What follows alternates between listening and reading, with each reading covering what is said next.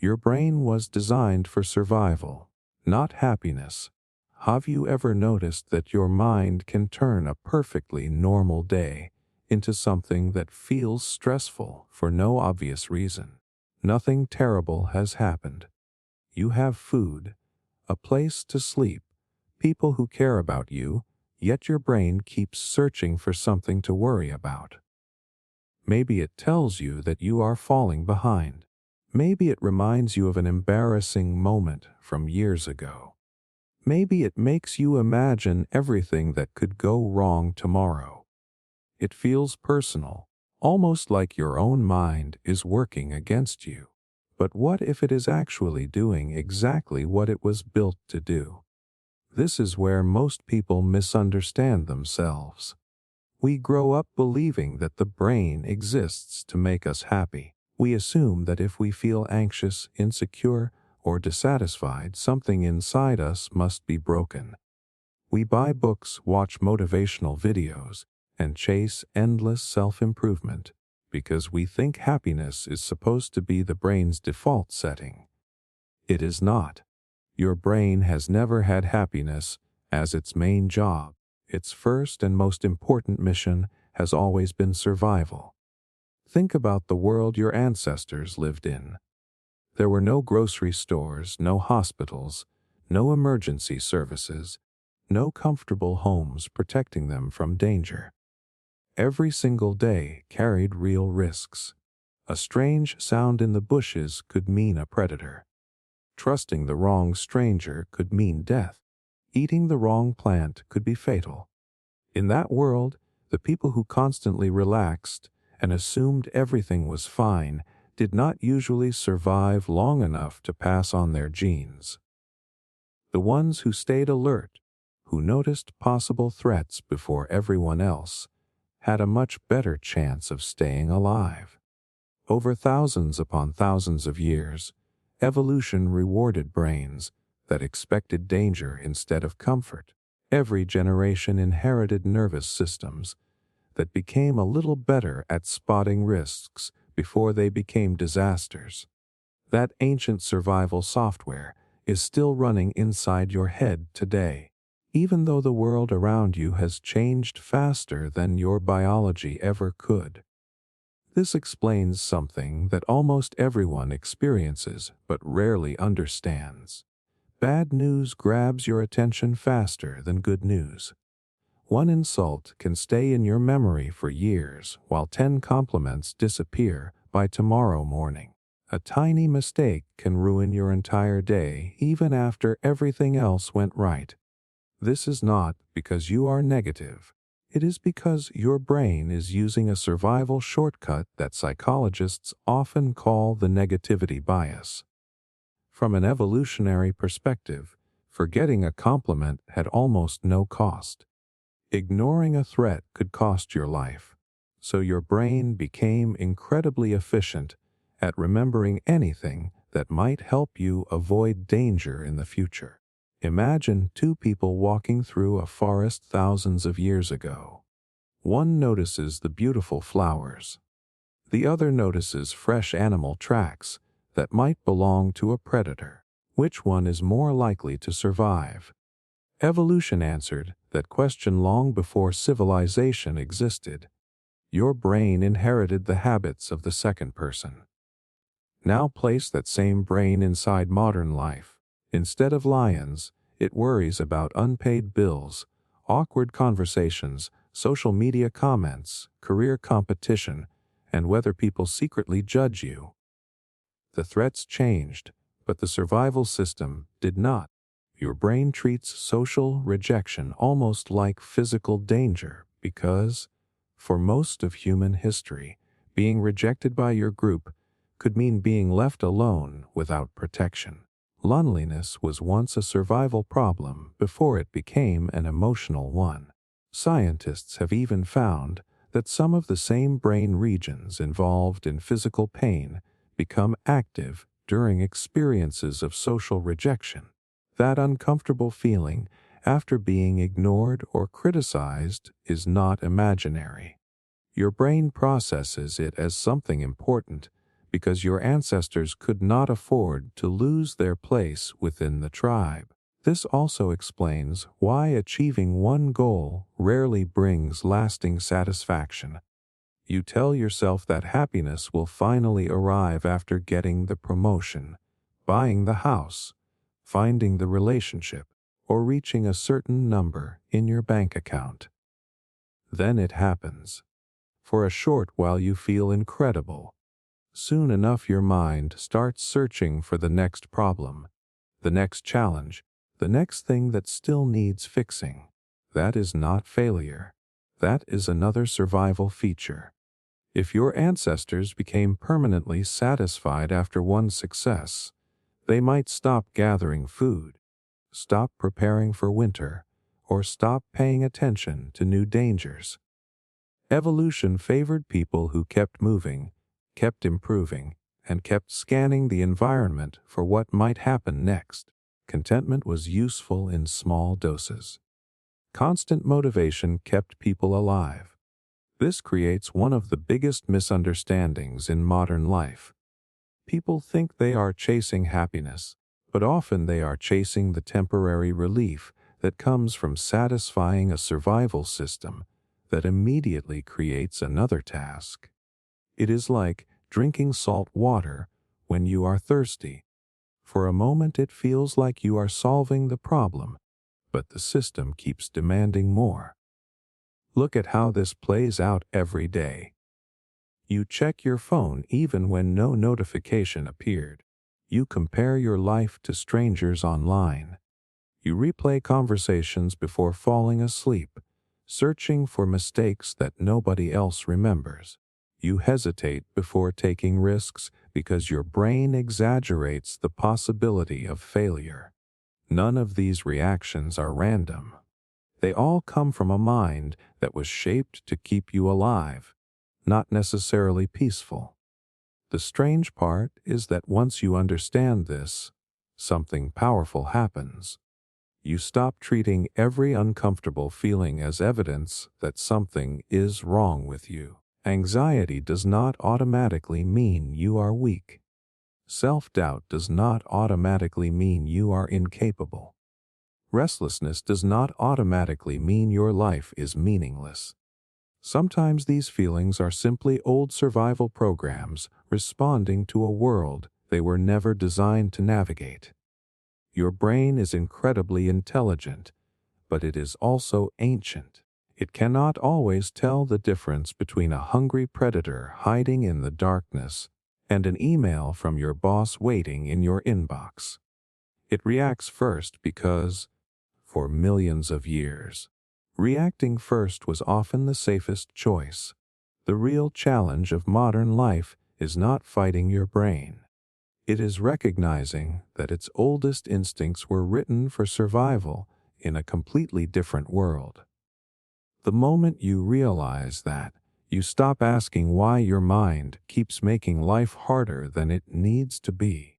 You begin asking a much more important question. If your brain was built to keep you alive instead of making you happy, then how many of your daily choices are actually yours, and how many are simply echoes of evolution still whispering inside your head? Why your instincts are thousands of years outdated. Picture yourself holding a phone in one hand while sitting in a comfortable room with electricity, clean water, food nearby, and almost unlimited information just a few taps away. By every logical measure, you are living in one of the safest periods in human history. Yet your body can still react as if you are surrounded by danger. Your heart races before sending a simple message. Your stomach tightens before speaking in front of a group. You lose sleep over a conversation that has not even happened yet.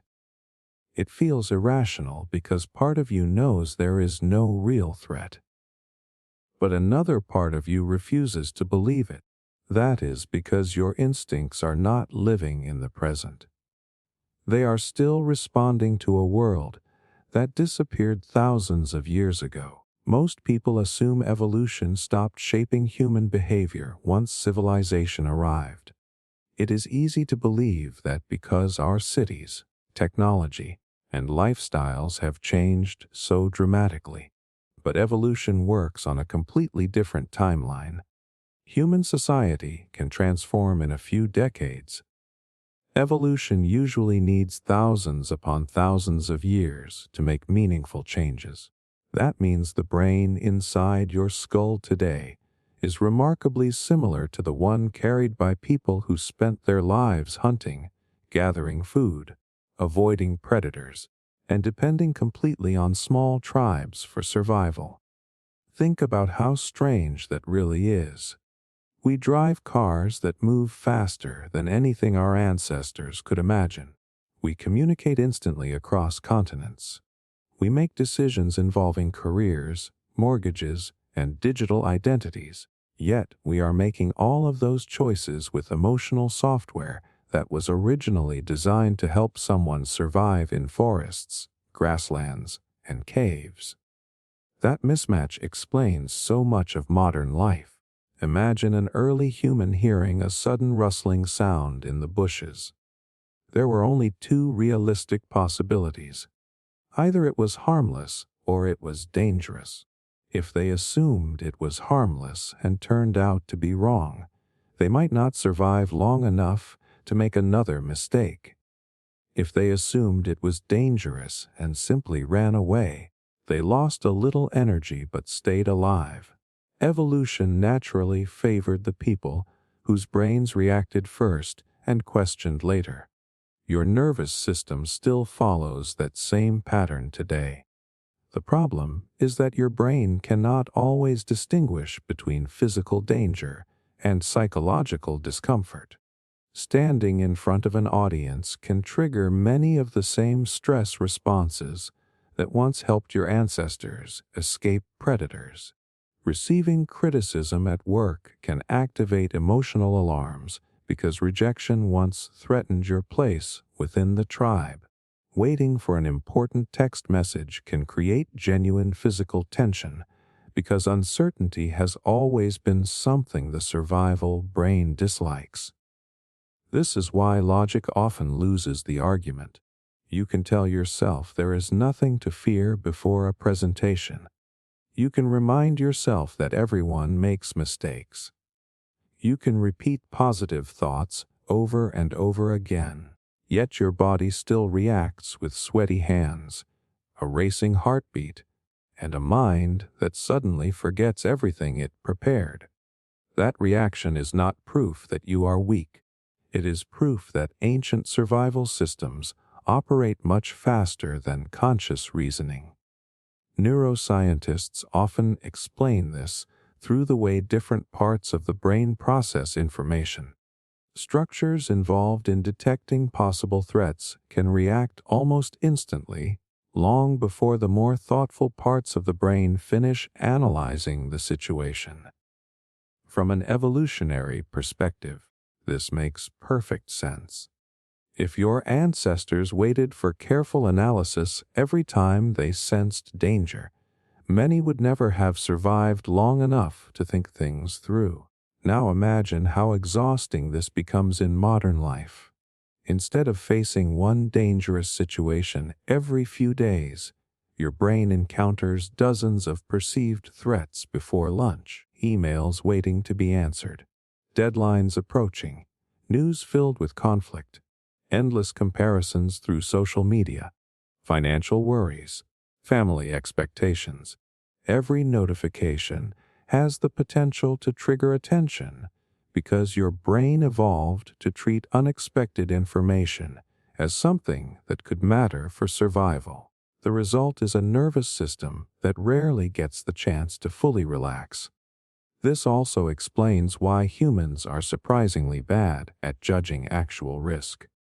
Many people fear flying more than driving, even though driving is statistically far more dangerous. Others spend hours worrying about extremely unlikely events while ignoring habits that quietly damage their health every single day. Your instincts were never trained to calculate probabilities with perfect accuracy. They were trained to react quickly enough to avoid immediate danger. Another fascinating example appears in the way we consume food. For most of human history, calories were difficult to find. Sweet fruits and high-energy foods were valuable because they increased the chances of surviving periods without enough to eat. Evolution rewarded people who eagerly consumed those foods whenever they became available. Fast forward to today, and that same instinct exists in a world where highly processed food is available almost everywhere. The craving itself is ancient. Only the environment has changed. The same pattern appears in status and social approval. Thousands of years ago, earning respect within a tribe could mean better protection, stronger relationships, and greater access to resources. Today, many people experience similar emotional rewards from collecting likes, followers, and online attention. The platform may be modern, but the instinct underneath is ancient. Your brain still interprets social recognition as something deeply important because, for most of human history, it truly was. Understanding this changes the way you see yourself. Instead of asking why you keep repeating certain behaviors, you begin asking which ancient instinct is being activated. Instead of feeling ashamed every time fear appears, you recognize that fear was one of evolution's greatest success stories. Without it, your ancestors would not have survived long enough for you to exist. This does not mean you should obey every instinct you have. In fact, many of the instincts that once protected humans now create unnecessary suffering. They encourage overthinking, excessive comparison, avoidance of healthy risks, and constant scanning for problems that may never happen. The remarkable thing about being human is that we are not completely controlled by these instincts. We can notice them, we can question them, we can choose whether they deserve to guide our actions. That ability does not erase millions of years of evolution, but it gives us something our ancestors rarely had: the chance to recognize when our oldest survival programs are trying to solve problems that no longer exist. Once you truly understand that, everyday life starts looking very different. You stop seeing every anxious thought as a reliable warning. You stop assuming every uncomfortable feeling deserves immediate action. And perhaps most importantly, you realize that many of the battles happening inside your mind are not signs that you are failing. They are signs that an ancient operating system is still trying its best to protect you in a world it was never designed to understand. The ancient software running inside modern humans. Imagine buying the most advanced computer ever created, filling it with the fastest hardware, connecting it to the entire world through the internet, and then discovering it still runs an operating system from decades ago. It would be slow in some situations, confused in others, and completely unprepared for the demands of modern life.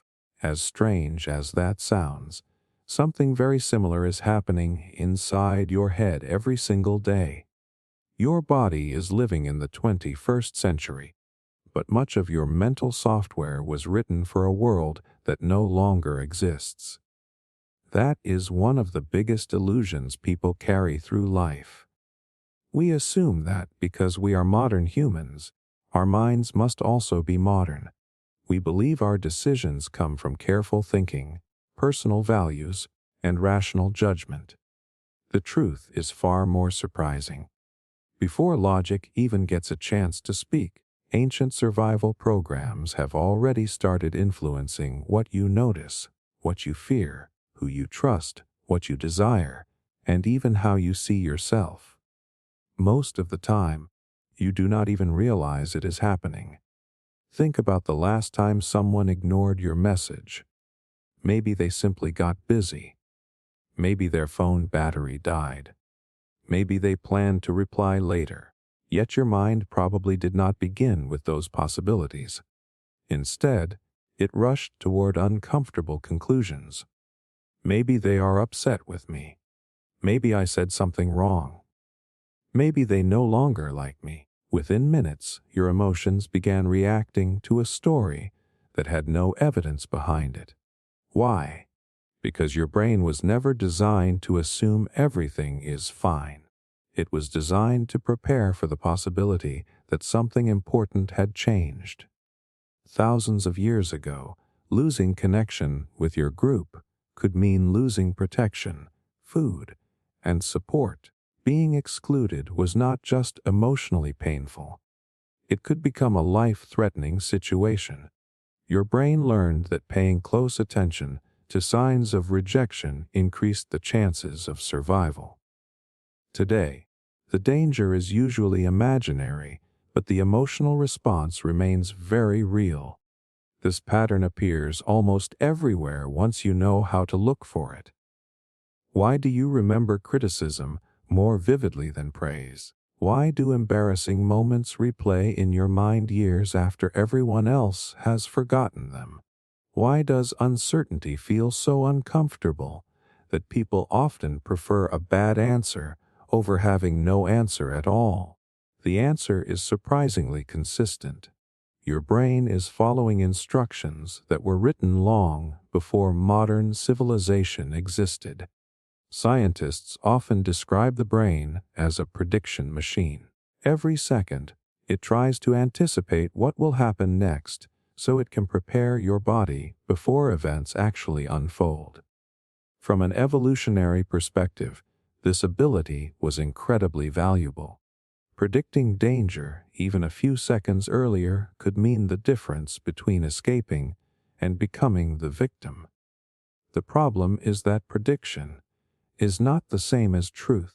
Your brain constantly fills in missing information using past experiences, emotional memories, and survival instincts. That is why two people can experience exactly the same event but interpret it in completely different ways. One person sees an opportunity. Another sees a threat. The external situation stays the same, but the ancient software inside each brain produces a different prediction. Now, think about how this affects everyday decisions. Suppose you have an exciting business idea. Part of you feels energized by the possibility. Another part immediately starts listing every reason it could fail. You imagine embarrassment, financial loss, criticism, and disappointment before you have even taken the first step. It is easy to call that self-sabotage. But from the perspective of evolution, your brain is performing exactly as intended. New situations always carried unknown risks. Staying with familiar routines usually increased the chances of survival. Taking unnecessary risks could have serious consequences. As a result, your mind naturally creates resistance whenever you move toward uncertainty. The same thing happens in relationships. Opening your heart to another person feels wonderful, but it also creates vulnerability. Your ancient brain recognizes vulnerability as exposure to possible pain. That is why people often pull away just as relationships become meaningful. They convince themselves they have lost interest, when in reality their survival system has become uncomfortable with emotional risk. Even success can confuse this ancient software. You might finally reach a goal you spent years chasing. For a brief moment, everything feels perfect.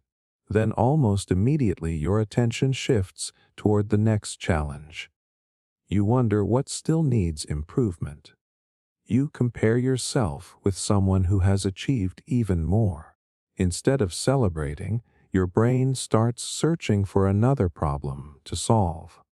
That reaction frustrates many people because they assume happiness should become permanent after success. But your survival software never intended for you to stop searching. If your ancestors became completely satisfied after finding enough food for one day, They would stop preparing for tomorrow. If they relaxed after surviving one difficult season, they might not survive the next. Evolution rewarded continuous attention rather than lasting contentment. This ancient programming also explains why modern technology feels almost impossible to ignore. Every notification represents uncertainty. Every new message could contain useful information. Every unexpected update might affect your social standing, your opportunities, or your relationships. Your brain treats these tiny signals as potentially important because, throughout history, new information often meant the difference between safety and danger. Technology did not invent this instinct. It simply learned how to activate it repeatedly. That is why people often reach for their phones without thinking. It feels automatic because, in many ways, it is. Ancient reward systems and survival mechanisms are interacting with modern devices that were specifically designed to capture attention. The remarkable thing is that none of this means you are trapped. Ancient software is powerful, but it is not unstoppable. Unlike every human who came before written history, you have the ability to observe your own thoughts while they are happening. You can notice fear without immediately obeying it. You can recognize insecurity without accepting it as reality.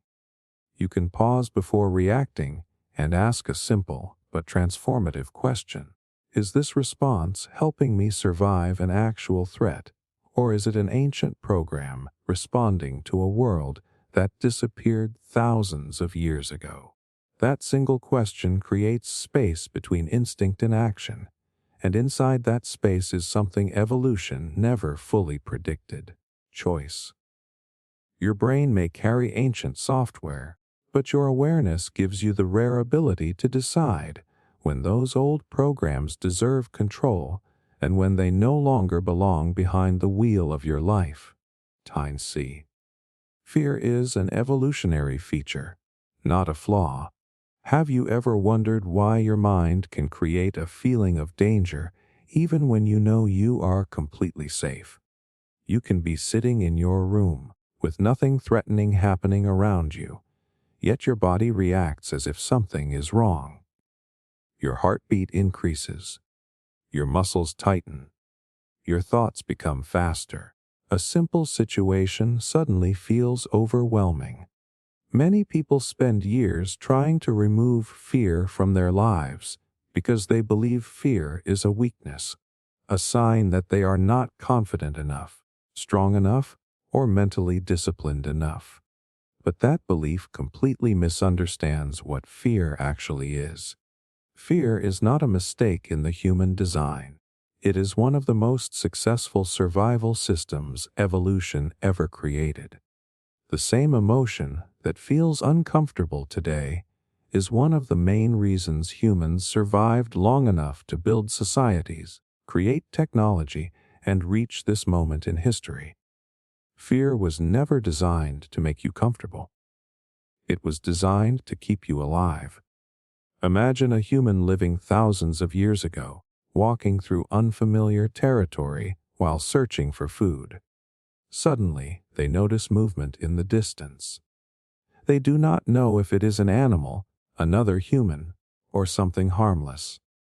In that moment, the person who calmly analyzed every possibility before reacting might not survive. The person whose body instantly released energy, increased attention, and prepared to escape had a much better chance. That instant reaction was fear doing its job. The problem is that the world changed faster than our biology did. Today, most people are not running from predators. They are running from deadlines, social judgment, financial uncertainty, and uncomfortable conversations. The threats are different, but the alarm system inside the brain is still using the same basic machinery that helped our ancestors survive dangerous environments. This creates a strange situation. The same system that once protected humans from physical threats now activates during situations that only feel threatening. A job interview can trigger fear. Speaking in front of a crowd can trigger fear. Starting something new can trigger fear. Even the possibility of failure can create a reaction that feels almost physical.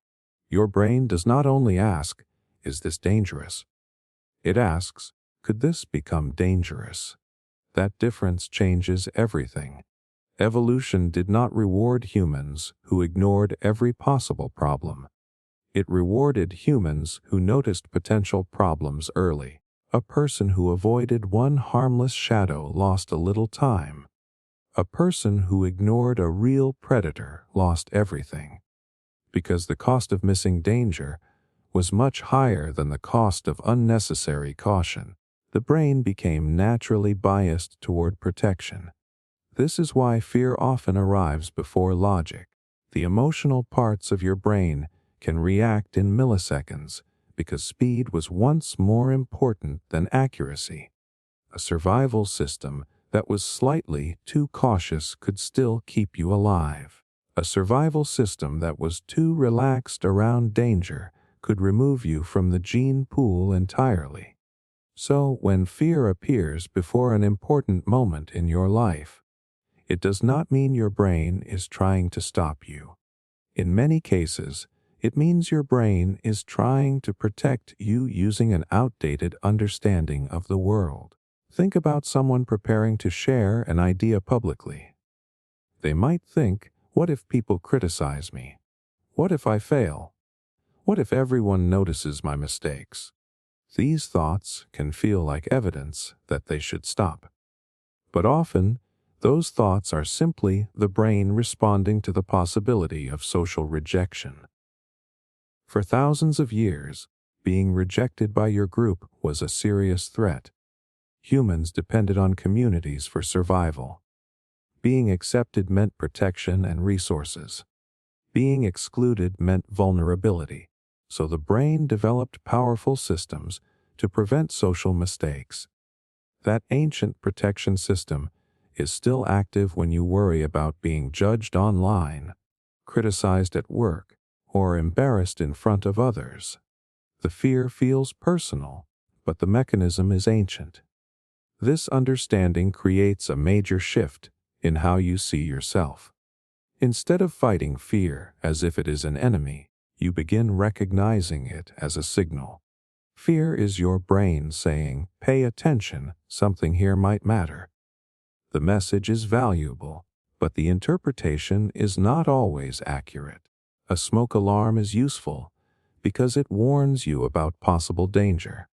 But if the alarm goes off every time you make toast, you do not destroy the alarm. You learn when to listen and when to investigate. Your fear works the same way. The goal is not to eliminate fear. A life without fear would not necessarily be a better life. Without fear, humans would take reckless risks, ignore consequences, and make decisions without considering possible harm. Fear gives you caution. It helps you prepare. It pushes you to notice things that matter. The real problem begins when fear becomes the decision maker instead of the warning system. Many people never pursue meaningful goals because fear convinces them that discomfort means danger. They avoid difficult conversations because their brain predicts rejection. They stay in familiar situations because uncertainty feels threatening. They mistake the feeling of fear for proof that they should not move forward. But growth has always required entering unfamiliar territory. Every major achievement in human history involved uncertainty. Exploration, invention, creativity, and personal transformation all require stepping beyond what feels safe. The same brain that warns you about risk can also help you prepare for it. Fear does not have to disappear before you act. In fact, courage is not the absence of fear. Courage exists because fear exists. A person who feels nothing has nothing to overcome. The powerful moment comes when someone feels the ancient survival alarm inside them and chooses to move anyway, because they understand that the alarm is not always predicting reality. Sometimes it is simply reacting to change. Your fear is not proof that you are weak. It is proof that your brain is doing what it evolved to do. It is protecting you with a system built through millions of years of survival. The challenge of modern humans is not destroying that system. It is learning how to guide it, because fear was never created to control your life. It was created to help you protect it. Why your brain notices bad news before good news. Have you ever had a day where 10 good things happened, but one negative thing completely changed your mood? Maybe someone gave you a genuine compliment, your work went well, and everything seemed fine. Then one person criticized you, one mistake happened, or you saw one disturbing piece of news, and suddenly that became the only thing your mind wanted to focus on. It is strange when you think about it. Why does one negative moment have the power to overpower so many positive ones? Why does your brain hold on to painful memories while allowing happy moments to disappear so quickly? The answer reveals something fascinating about human evolution. Your brain is not naturally designed to search for what feels good. It is designed to search for what might matter for survival. And throughout human history, negative information was usually more important than positive information. Imagine two early humans walking through the same environment. One notices beautiful flowers, a peaceful landscape, and the warmth of the sunlight. The other notices broken branches, unusual footprints, and a strange sound coming from nearby bushes. Which person is more likely to survive? The second person. The person who noticed possible danger had information that could change the outcome of their life. The person who ignored possible danger because they were focused only on pleasant things might not get another chance. Over thousands of generations, evolution rewarded brains that paid close attention to threats. This is why your mind has a built-in tendency to prioritize negative information. Psychologists often call this the negativity bias. It means your brain gives more attention, stronger emotional reactions, and deeper memory storage to negative experiences compared to positive ones. This does not mean your brain is trying to make you miserable. It means your brain is following an ancient survival strategy. A mistake could teach your ancestors how to avoid danger in the future. A painful experience could prevent them from repeating something that threatened their survival. A warning signal could save their life. Positive experiences were valuable, but negative experiences often carried more urgent information. That is why a single insult can stay with you for years, while dozens of compliments fade away. Your brain asks a simple survival question: could this happen again? If the answer might be yes, your brain stores that information carefully because remembering it could help you avoid future pain. Think about a child touching a hot surface for the first time. The pain is immediate, but the memory becomes powerful. The child does not need to touch the surface 10 more times to learn the lesson. One negative experience creates a strong connection between that action and danger. This ability is incredibly useful, but in modern life, the same system can create problems. Your ancestors faced immediate physical threats. Today, your brain often reacts to emotional and social threats with the same intensity. A negative comment online, a disagreement with someone you care about, or a mistake at work can feel much larger than it objectively is because your brain treats important social information as something worth remembering. For most of human history, Being accepted by your group was essential. Losing connection with others could mean losing protection and resources. So the brain became extremely sensitive to signs of rejection, criticism, and social danger. That is why one negative comment can sometimes feel more powerful than hundreds of people supporting you. Your brain is not counting experiences equally. It is weighing them based on possible survival importance. This same mechanism explains why news organizations often focus on disasters, conflicts, and threats. Human attention naturally moves toward danger. A headline about something going wrong usually captures attention faster than a headline about something going right. This is not because humans are naturally bad or pessimistic. It is because our attention systems evolved to prioritize information that could help us prepare. The problem is that modern environments are filled with far more negative information than our ancestors ever experienced. A person thousands of years ago might encounter a real threat occasionally. A modern person can wake up and instantly see hundreds of alarming stories from around the world before even leaving bed. Your brain was built to handle danger signals one at a time. Modern technology can deliver thousands. This creates a constant state of alertness. You start believing the world is more dangerous than it actually is because your brain is repeatedly exposed to examples of danger. It sees the unusual events because unusual events are what capture attention. The ordinary moments of safety, kindness, and stability rarely receive the same level of focus. Think about your own life.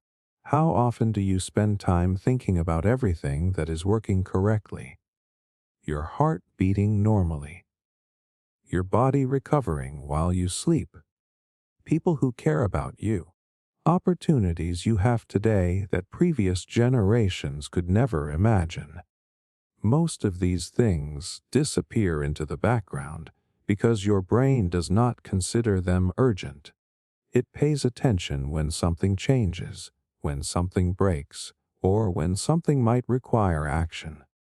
This creates a strange human experience. You can have a life filled with positive things and still feel like something is wrong because your brain is constantly scanning for problems. But once you understand this, you gain a powerful advantage. You stop automatically believing every thought your brain produces. When your mind focuses on one failure instead of 10 successes, you recognize the pattern. When one negative comment feels more important than all the positive feedback you received, you understand the reason. When bad news captures your attention for hours, you realize your survival system is responding, not necessarily showing you the complete picture. The goal is not to force yourself to ignore negative information. Negative information can be useful. It helps you learn, adapt, and improve. The goal is to create balance. Your brain naturally highlights what could go wrong. Your awareness can remind you to notice what is already going right, because the same mind that protects you from danger can also trap you in unnecessary fear if you never question what it focuses on. Evolution gave you a powerful warning system, but it never promised that the warning system would always understand the modern world.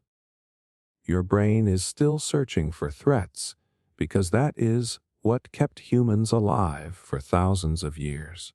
But now you have the ability to recognize when that ancient system is protecting you and when it is simply keeping you focused on dangers that no longer exist. The hidden reason you crave social approval. Have you ever caught yourself changing the way you speak, dress, or behave because of how you think other people might react? Maybe you wanted to share an opinion, but stopped because you imagined people judging you. Maybe you checked how many people liked your post and felt a small emotional boost when the number was higher. Maybe one negative comment bothered you more than 10 positive ones made you feel good. Most people experience this, but very few understand why it happens. We often tell ourselves that caring about other people's opinions is a modern problem created by social media and comparison culture. But the truth goes much deeper. The desire for approval is not something humans suddenly developed because of phones or the internet. It is one of the oldest survival systems built into the human brain. Your brain does not treat social connection as a simple preference. It treats it as something important for survival. Thousands of years ago, humans did not survive alone. A single person struggling without a group had fewer chances of finding food, protecting themselves, raising children, or surviving dangerous situations. Being part of a community was not just emotionally comforting. It was necessary. This meant the brain evolved to pay close attention to social acceptance. Being respected by your group increased your chances of survival. Being rejected created danger. So humans developed powerful instincts to monitor their position within the group. Your brain became highly sensitive to approval, criticism, and signs that you might be losing connection with others.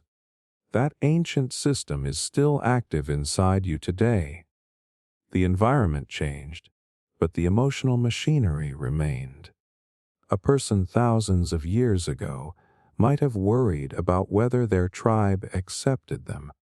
A modern person worries about whether coworkers respect them, whether friends approve of their choices, or whether strangers online think positively about them.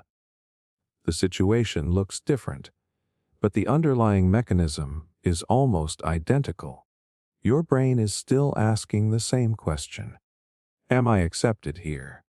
This question influences more of your decisions than you probably realize. It affects the clothes you wear, the career choices you make, the opinions you share, and even the goals you pursue. Sometimes people believe they are following their own desires, but underneath those choices is a hidden need for recognition. They want to feel valued. They want proof that they matter.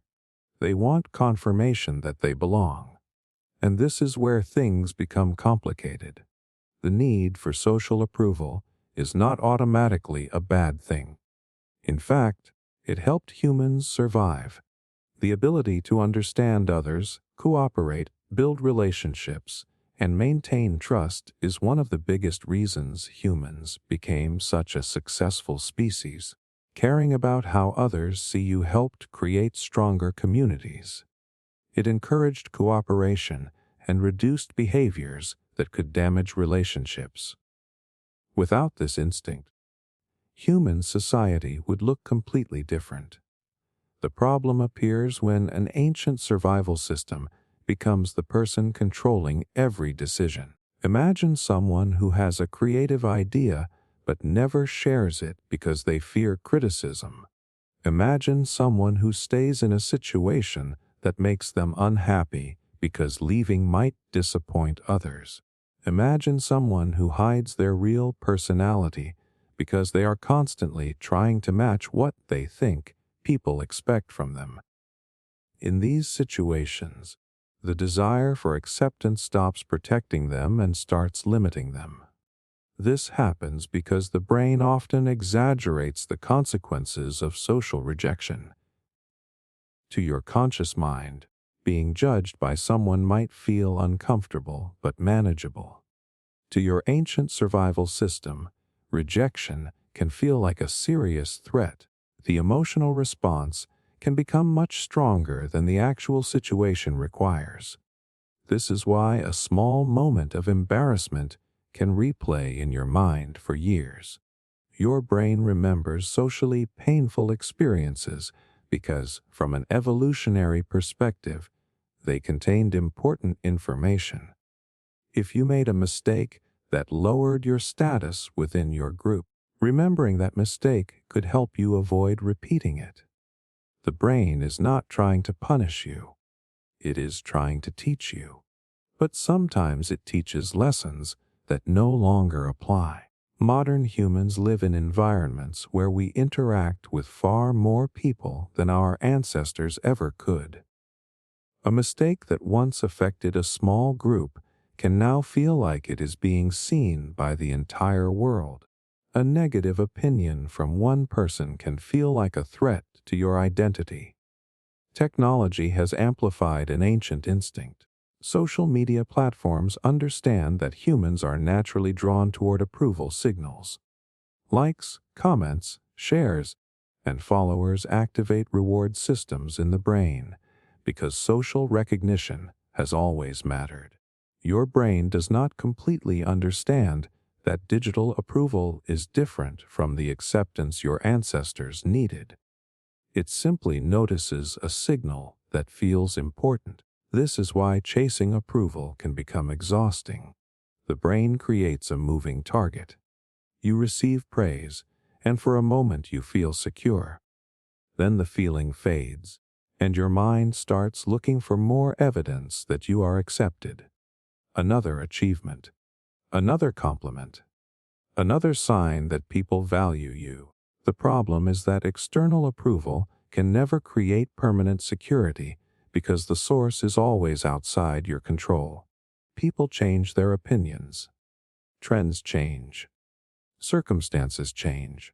The same behavior that receives praise from one person may receive criticism from another. If your sense of worth depends completely on outside reactions, your emotional state will always be controlled by something you cannot fully manage. The goal is not to stop caring about people.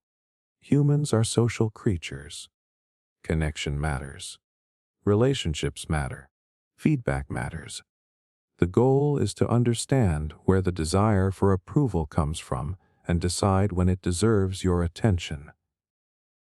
When you feel the urge to impress everyone, pause and recognize the ancient system behind that feeling. Your brain is trying to protect your place within the group because that once mattered for survival. But modern life gives you something your ancestors had much less of: the ability to choose your group, choose your values, and choose which opinions deserve power over you. The need for approval is ancient. The awareness to question it is modern. And that difference can completely change the way you make decisions. Because once you understand why you crave acceptance, you become far less controlled by the invisible pressure to earn it from everyone around you. Why rejection literally feels like pain. Have you ever experienced a moment when someone ignored you, excluded you, or made you feel unwanted, and the reaction surprised you because it felt almost physical? Maybe your chest felt heavy. Your stomach tightened. You felt a sudden wave of discomfort that was difficult to explain. Nothing touched your body. There was no injury. Yet somehow, it hurt. That feeling is not an exaggeration. Your brain is capable of turning social rejection into a real pain experience because, from an evolutionary perspective, losing connection with others was never just an emotional problem. For humans, rejection was once a serious survival threat. Today, being left out of a conversation, receiving criticism, or losing someone's approval usually does not put your life at risk. But your brain did not evolve in the modern world. It evolved in environments where belonging to a group could determine whether you survived or not. Thousands of years ago, humans depended on their communities for almost everything. A group provided protection from predators, help finding food, support during injuries, and better chances of raising children. A person separated from the group became far more vulnerable. Being rejected was not simply feeling lonely. It could mean losing access to the resources needed to stay alive. Because of this, Evolution created a powerful warning system around social connection. Your brain learned that rejection mattered. It learned to treat signs of exclusion as information that required immediate attention. This is why a simple social experience can create such a strong reaction. Someone not responding to your message, a friend making plans without you, or a person criticizing you can activate emotional systems that make the experience feel much bigger than the event itself. Scientists studying the brain have found something fascinating about this process. Some of the same brain regions involved in processing physical pain also become active during experiences of social rejection. One area often discussed in this research is the anterior cingulate cortex, which helps process distress and the emotional importance of painful experiences. Your brain is not saying that emotional pain and physical injury are exactly the same thing. A broken bone and a painful conversation are not identical experiences. But the overlap exists because both situations send a message that something important requires your attention. Pain, whether physical or emotional, is the brain's way of saying something matters. Think about why this system would have been useful for early humans. Imagine someone in a small tribe who repeatedly ignored social signals. They offended others, damaged relationships, and never noticed when the group was becoming distant. That person would have been at a disadvantage. The ability to feel discomfort after rejection encouraged humans to repair relationships, cooperate, and remain connected. In other words, the pain of rejection helped people survive together. The same system that helped build human communities is still operating inside you today. But modern life creates situations where this ancient alarm system can become overly sensitive. Your brain does not always understand the difference between meaningful rejection and temporary discomfort. It can react strongly to situations that are painful but not truly dangerous. A stranger disagreeing with you online can feel threatening. A mistake at work can feel like a judgment of your entire identity. A person losing interest in you can feel like proof that something is wrong with you. The emotional reaction feels convincing because your brain is designed to make important signals impossible to ignore. That is exactly what pain does.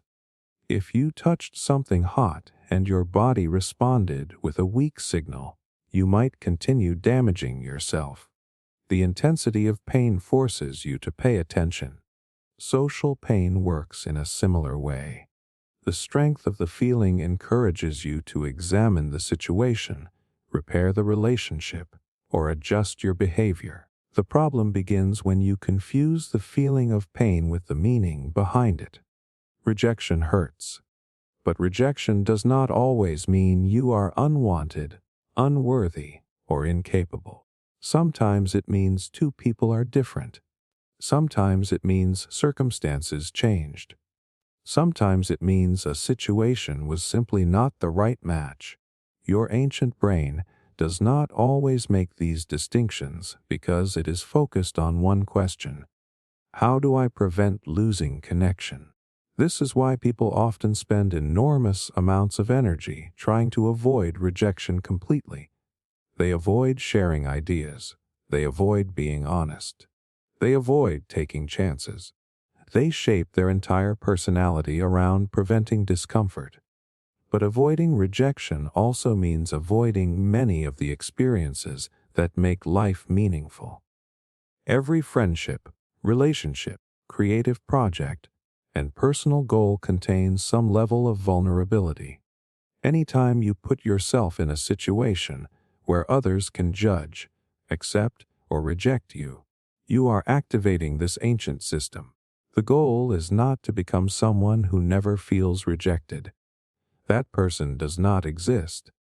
The goal is to understand what is happening inside your mind when rejection appears.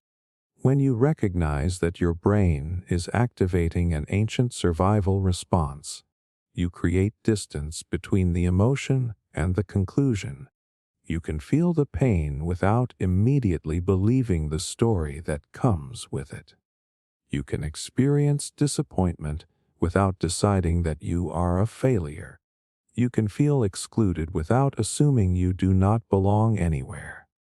You can be rejected without allowing one moment to define your entire identity. This ability is one of the most powerful advantages of human awareness. Your instincts may react automatically, but you are capable of observing those reactions and choosing how much control they deserve. The pain of rejection exists for a reason. It is a reminder that connection matters. It shows that relationships are important. It reflects one of the deepest parts of being human. But the same system that once protected our ancestors from being separated from their tribe can sometimes create unnecessary suffering in a world where survival no longer depends on everyone's approval. Your brain still feels rejection as pain because, for thousands of years, belonging meant survival. But understanding that ancient mechanism gives you the power to stop treating every painful moment as a threat and start seeing it for what it truly is. A signal, not a sentence. Your desire for status was built into your DNA. Have you ever noticed how naturally humans compare themselves to others? You could be having a perfectly good day, feeling satisfied with your progress, and then you see someone who appears more successful, more respected, or more admired. Suddenly, something changes inside you. You start questioning your own achievements. You wonder if you are falling behind. You feel a strange pressure to prove yourself. Most people experience this feeling, but misunderstand where it comes from. They assume the desire for status is just ego. They think wanting recognition, respect, or admiration is a modern problem created by competition and society. But the truth goes much deeper. The desire to gain status is one of the oldest human instincts. It is not something humans invented. It is something evolution shaped into us because, for thousands of years, social position affected survival. Your brain has always cared about where you stand. In early human groups, status was not simply about feeling important.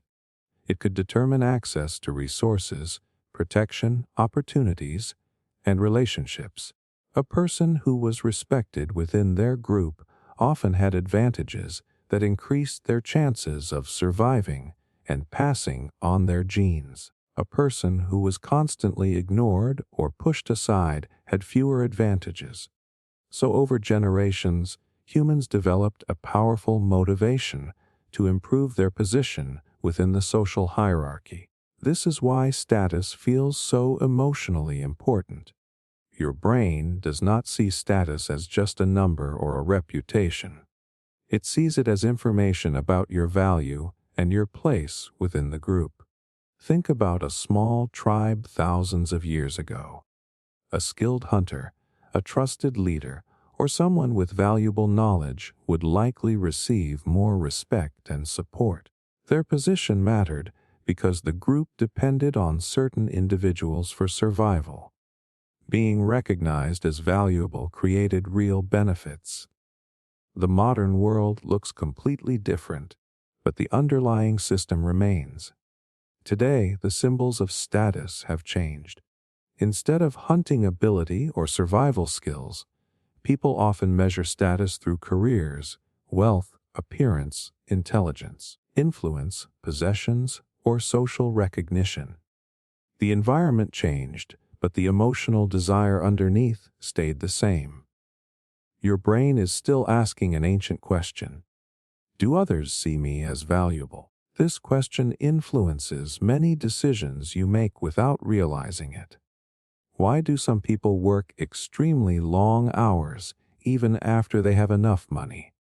Why do people spend years trying to build a reputation? Why do some individuals feel uncomfortable when they are not recognized for their efforts? Because status is connected to something deeper than attention. It is connected to belonging, respect, and security. The human brain evolved in groups where social position affected survival. Being valued by others often meant having stronger connections and greater support. Losing status could mean losing influence, opportunities, and protection. That is why social comparison feels almost automatic. You do not have to decide to compare yourself. Your brain does it on its own. You see someone achieving something, and your mind immediately evaluates where you stand. Are you ahead? Are you behind? Are you respected? Are you overlooked? This automatic comparison system helped our ancestors understand their position within the group. It allowed them to adjust their behavior, build alliances, and avoid unnecessary conflict. But in modern life, this same system can become exhausting. The problem is that humans now live in environments where comparison is almost unlimited. Thousands of years ago, a person might compare themselves with a small group of people they knew personally. Today, you can compare yourself with millions of strangers who are showing carefully selected versions of their lives. Your brain sees the results, but it does not see the full story. It sees someone's success and interprets it as information about your own position. This is why social media can feel emotionally powerful. A person's achievements, lifestyle, appearance, or popularity can trigger ancient status instincts that were never designed to handle constant exposure to other people's highlights. Your brain treats these signals as meaningful because, throughout human history, social ranking mattered. But there is another side to this instinct. The desire for status has also driven some of humanity's greatest achievements. The need to be respected can motivate people to learn, create, improve, and contribute.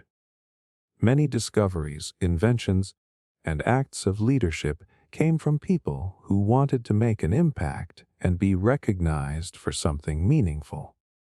The instinct itself is not the problem. The problem is when status becomes the only measure of your worth. When your entire identity depends on being better than others, the goalpost never stops moving. There will always be someone richer, more talented, more successful, or more admired. A survival system designed to help you improve can turn into a constant feeling of never being enough. This is why some people achieve everything they once wanted and still feel empty. They reached a higher position, but the brain immediately created a new comparison, a higher level, a new person to compete with, a new standard to chase. Because evolution did not create a system designed for permanent satisfaction. It created a system designed to keep you moving toward advantages. Understanding this changes the way you see your own ambitions. Wanting respect does not make you shallow. Wanting to improve does not mean you are controlled by ego. These desires exist because they are deeply connected to your evolutionary history.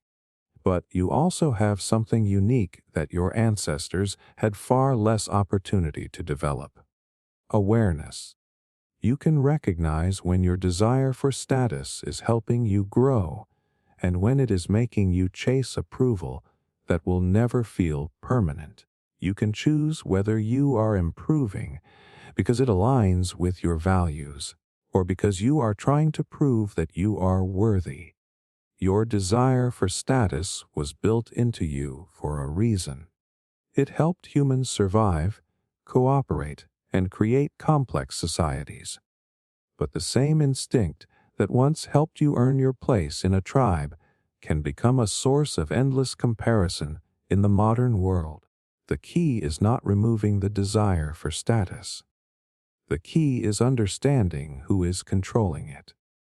Because when you understand the ancient system behind your ambition, you stop being controlled by the need to constantly prove yourself and start using that powerful instinct with intention.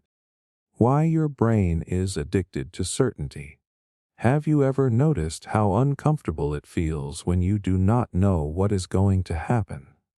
Waiting for an important message, starting a new job, making a major decision, entering a situation where you cannot predict the outcome.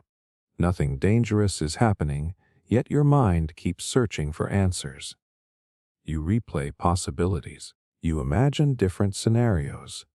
You try to prepare for every possible outcome. It feels like your brain cannot relax until it knows what comes next. That is not a coincidence. Your brain has a deep preference for certainty because uncertainty has always been dangerous. For modern humans, not knowing the future is usually just uncomfortable.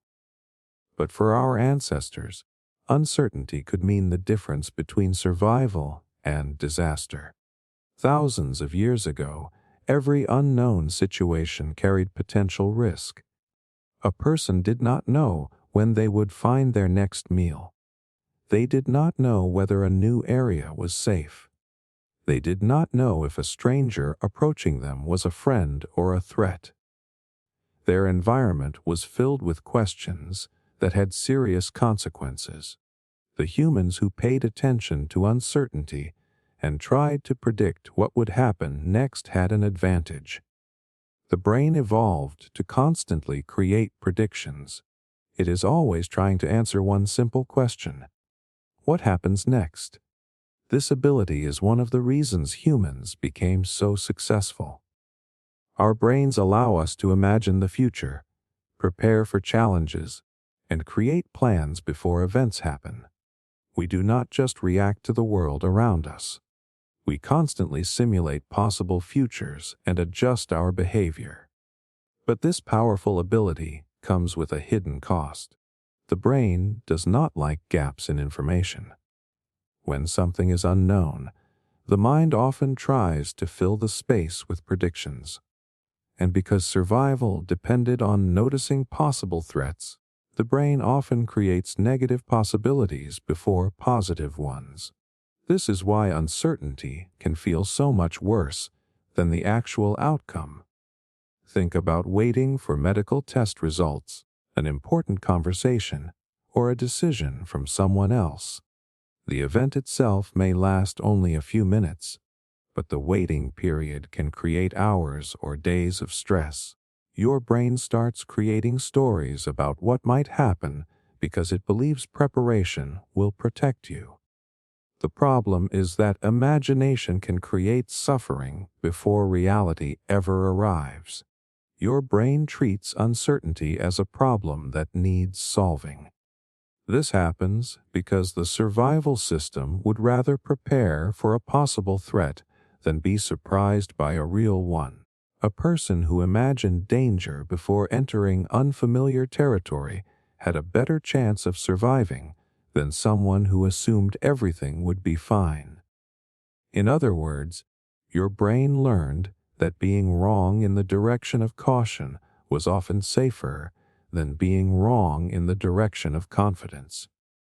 If your ancestors heard a sound in the darkness and assumed it was nothing, they might face serious consequences. If they assumed it was danger and prepared themselves, they only spent extra energy. Evolution favored the cautious prediction, but modern life is full of situations where uncertainty is unavoidable. You cannot know exactly how people will respond to you.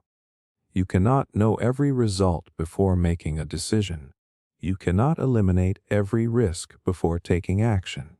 Yet your brain continues trying because it believes certainty equals safety. This is why people often stay stuck. They wait until they feel completely ready.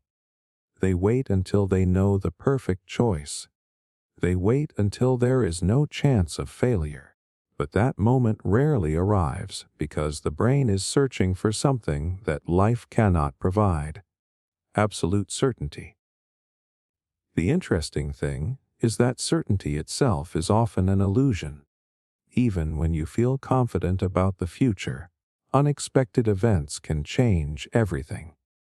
The people who handle life effectively are not always the ones who predict everything correctly. They are the ones who become comfortable adapting when predictions fail. Your brain wants a guaranteed path. Life gives you possibilities. This conflict creates a huge amount of unnecessary stress. Consider someone who wants to start a new career. Their mind immediately asks dozens of questions. What if I fail? What if people judge me? What if I waste time? What if this is the wrong decision? These questions seem helpful because they feel like preparation. But sometimes they are simply the brain trying to avoid uncertainty. The person is not actually solving the problem. They are trying to remove the uncomfortable feeling of not knowing. And that is impossible. Every meaningful opportunity contains unknowns. Every relationship contains unknowns. Every major life change contains unknowns. The same uncertainty that creates fear is also what creates possibility. This is where understanding your brain becomes powerful. When you feel uncomfortable because you do not know what will happen, you do not have to assume something is wrong. Your brain is simply activating an ancient survival response. It is trying to protect you from unpredictability because unpredictability once meant danger. But today, uncertainty often means growth. Learning requires not knowing. Creativity requires not knowing. Change requires not knowing. The people who accomplish meaningful things are not people who have removed uncertainty from their lives.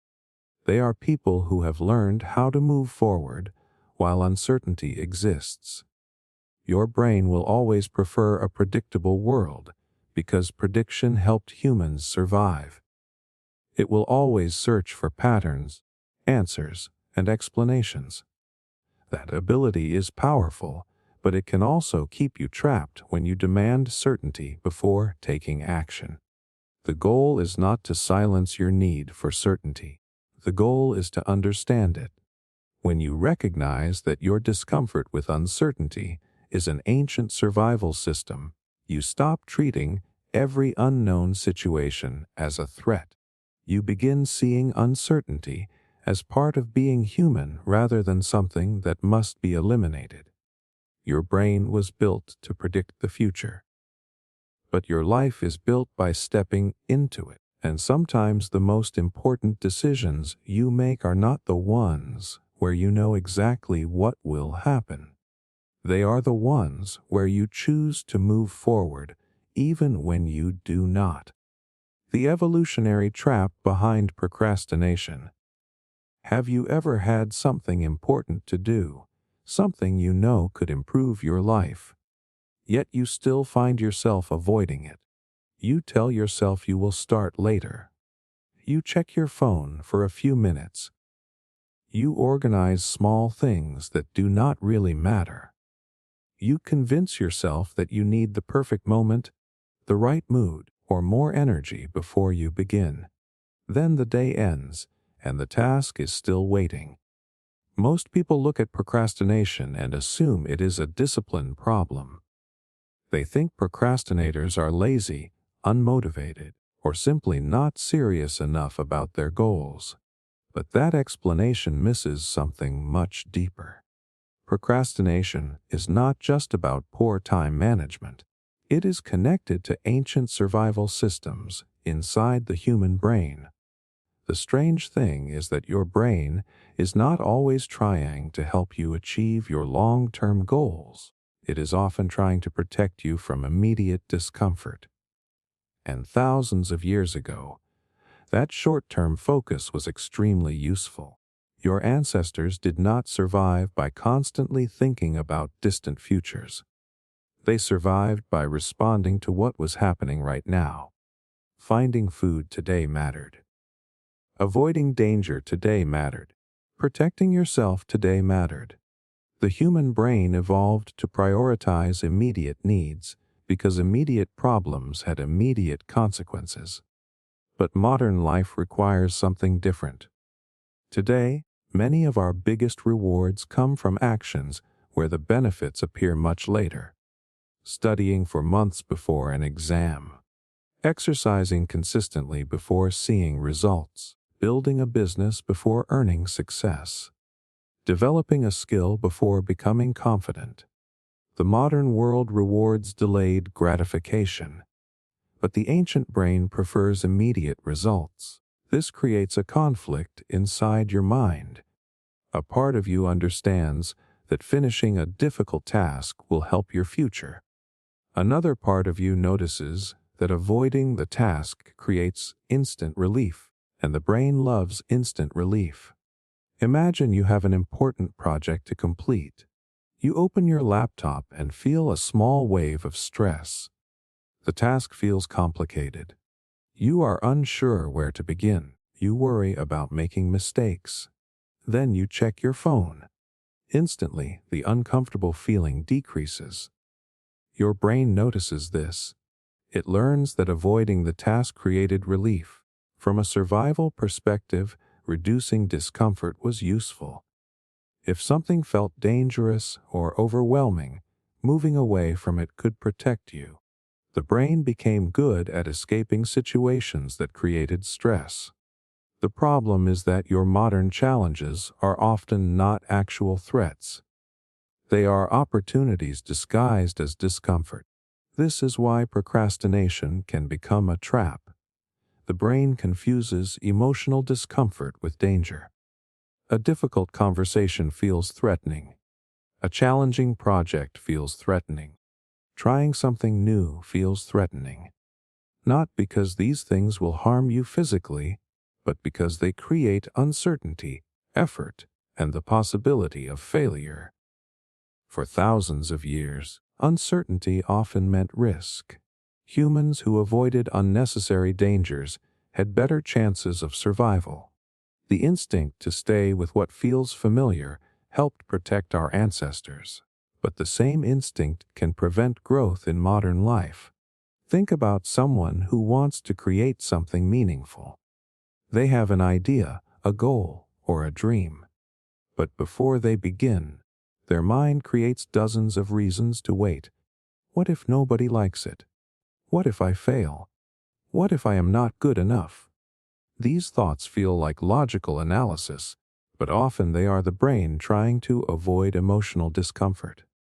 The brain is not asking, what action creates the best future? It is asking, what action makes me feel safer right now? And those are not always the same thing. This is why procrastination feels so confusing. You can genuinely want something and still avoid doing the work required to achieve it. The desire exists, but the ancient protection system is competing against it. Scientists studying motivation often explain that the brain gives strong value to immediate rewards because they are easier to predict and experience. A small reward right now can feel more powerful than a larger reward that exists months in the future. This is why watching entertainment for 30 minutes can feel more appealing than working toward a major goal. The entertainment gives instant feedback. The goal gives delayed results. Your brain naturally pays attention to what is available now. That does not mean you are incapable of discipline. It means you are dealing with a brain that evolved in a completely different environment. The solution is not simply telling yourself to try harder. Fighting your own biology without understanding it often leads to frustration. A better approach is learning how to work with the way your brain functions. Small actions are powerful because they reduce the threat response. Starting a task for 5 minutes feels less overwhelming than imagining the entire journey ahead. Creating simple systems removes the need to constantly rely on motivation. The brain becomes less resistant when the first step feels safe. This is why action often creates motivation instead of the other way around. Many people wait until they feel ready before they begin, but the brain often becomes comfortable after starting. Once you take action, uncertainty decreases. The task becomes familiar. The imagined threat becomes smaller. The ancient survival system begins to realize there is no immediate danger. Procrastination is not proof that you do not care. Sometimes it is proof that something matters so much that your brain wants to protect you from the possibility of failure. The same system that once helped humans avoid danger can now keep them trapped in comfort.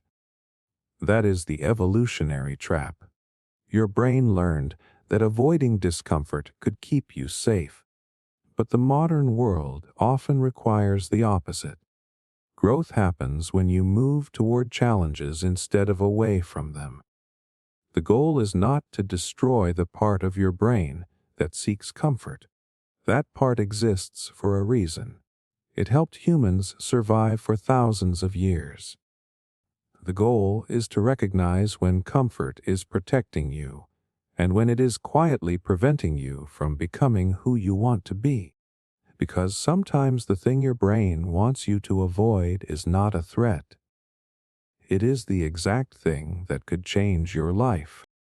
Why you keep choosing immediate rewards over long-term success. Have you ever made a decision that felt good in the moment, but disappointed you later? You planned to wake up early and work on your goals, but you stayed up watching videos instead. You promised yourself you would save money, but you bought something you did not really need because it made you feel good right away. You wanted to improve your health, but comfort won when the moment arrived. The frustrating part is that you usually know what the better choice is. You understand the consequences. You know the long-term reward matters more. So, why does your brain keep choosing the thing that feels good now? The answer is not simply a lack of discipline.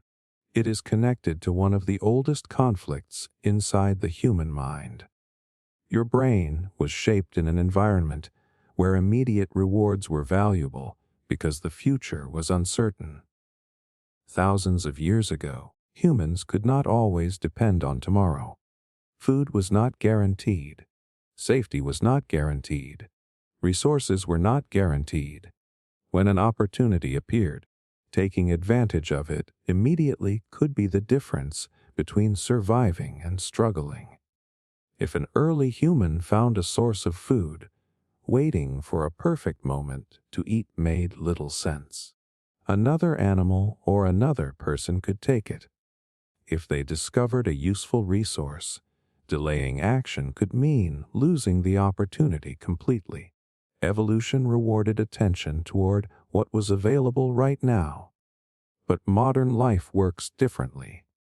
Many of the things that create a successful future require sacrificing immediate comfort. Building strength requires exercising when you would rather rest. Learning a skill requires practicing when progress feels slow. Building financial security requires giving up some pleasures today for greater freedom later. The modern world rewards patience. The ancient brain rewards immediacy. That conflict is happening inside you every day. Your brain is constantly balancing two different systems. One system focuses on immediate emotions, desires, and rewards. Another system considers future consequences and long-term goals. Both are important, but they do not always agree. The immediate system is powerful because it produces a faster emotional response. A piece of delicious food feels rewarding instantly. A notification on your phone creates instant curiosity. A purchase creates instant excitement. A completed small task creates instant satisfaction. Long-term success works differently. The reward is delayed. You study today, but the benefit appears months later. You exercise today, but the visible results appear after consistent effort. You build a business today, but success may take years. The brain naturally gives more emotional weight to rewards it can experience immediately, because immediate rewards are easier to predict. This is why a small reward now can feel more powerful than a much larger reward later. Imagine someone offering you a choice. You can receive a small amount of money today or a much larger amount several years from now. Logically, the larger reward might be the better choice. But emotionally, the immediate reward feels more real because it exists in the present. Your brain can imagine the future, but it cannot experience the future. That difference changes everything. The future version of you is still you, but your brain often treats that person almost like someone else. The discomfort you avoid today belongs to your current self. The benefits you gain later belong to a future version of yourself. This creates a hidden conflict. Your present self wants comfort. Your future self wants progress. And your brain naturally gives more attention to the person standing in front of it. This is why people often make choices they later regret. They are not choosing between good and bad. They are choosing between two different versions of themselves. The version that wants relief now, and the version that wants success later. The ancient brain usually supports the first one because immediate needs were once more important than distant possibilities. But there is another reason immediate rewards are so powerful. They reduce discomfort. Many choices that look like pleasure-seeking are actually attempts to escape uncomfortable feelings. You scroll through your phone because you feel bored. You avoid difficult work because you feel overwhelmed. You spend money because you want a quick emotional boost. The reward is not always the main attraction. Sometimes the relief is. Your brain learns from this pattern. When an action removes discomfort quickly, it remembers that action is useful. This is how habits become powerful. The brain does not only remember what feels good, it remembers what solves emotional tension. This is why changing behavior can feel so difficult. You are not just fighting a habit. You are challenging a survival system that learned a particular action creates immediate relief. But understanding this gives you an advantage. You do not have to rely only on motivation. Motivation changes constantly. Instead, you can design your environment to make better choices easier. You can reduce unnecessary temptations. You can make progress visible. You can create smaller rewards that help your brain stay engaged while working toward larger goals. The goal is not to eliminate immediate rewards. Humans need enjoyment, relaxation, and pleasure. The problem happens when every decision is controlled by what feels best in the next few minutes. A life built only around immediate comfort slowly creates long-term frustration. A life built only around future success can become exhausting and joyless. The real skill is learning how to balance both. You can enjoy today while still respecting tomorrow. You can experience comfort without allowing comfort to control every choice. You can understand that the voice asking for instant satisfaction is not your enemy. It is an ancient part of your brain trying to protect you through familiar strategies. That part of your brain helped humans survive when the future was uncertain and resources were limited. But today, survival is not the only goal. You are building a life, and building a meaningful life often requires doing something your ancient instincts were never designed to prioritize, choosing a reward that does not exist yet. Because the biggest achievements in human life rarely come from what feels best in the moment. They come from the moments when you decide that your future matters just as much as your present. Your brain treats uncertainty like a predator. Have you ever noticed how uncomfortable your mind becomes when you do not know what is going to happen? Waiting for a response from someone, starting a new chapter in life, making a decision without knowing the outcome. Even when nothing dangerous is happening, your brain can create a feeling that something is wrong. You might replay conversations. You might imagine possible problems. You might create dozens of scenarios that have not happened. It feels exhausting because, logically, you know you cannot predict everything. Yet your brain keeps trying anyway. The reason is simple but surprising. Your brain does not experience uncertainty as a neutral space. It often treats uncertainty as a possible threat. To understand why, you have to go back thousands of years to a world where humans lived with constant unpredictability. Our ancestors did not know when they would find food, where danger might appear, or whether unfamiliar situations were safe. The unknown was not just uncomfortable.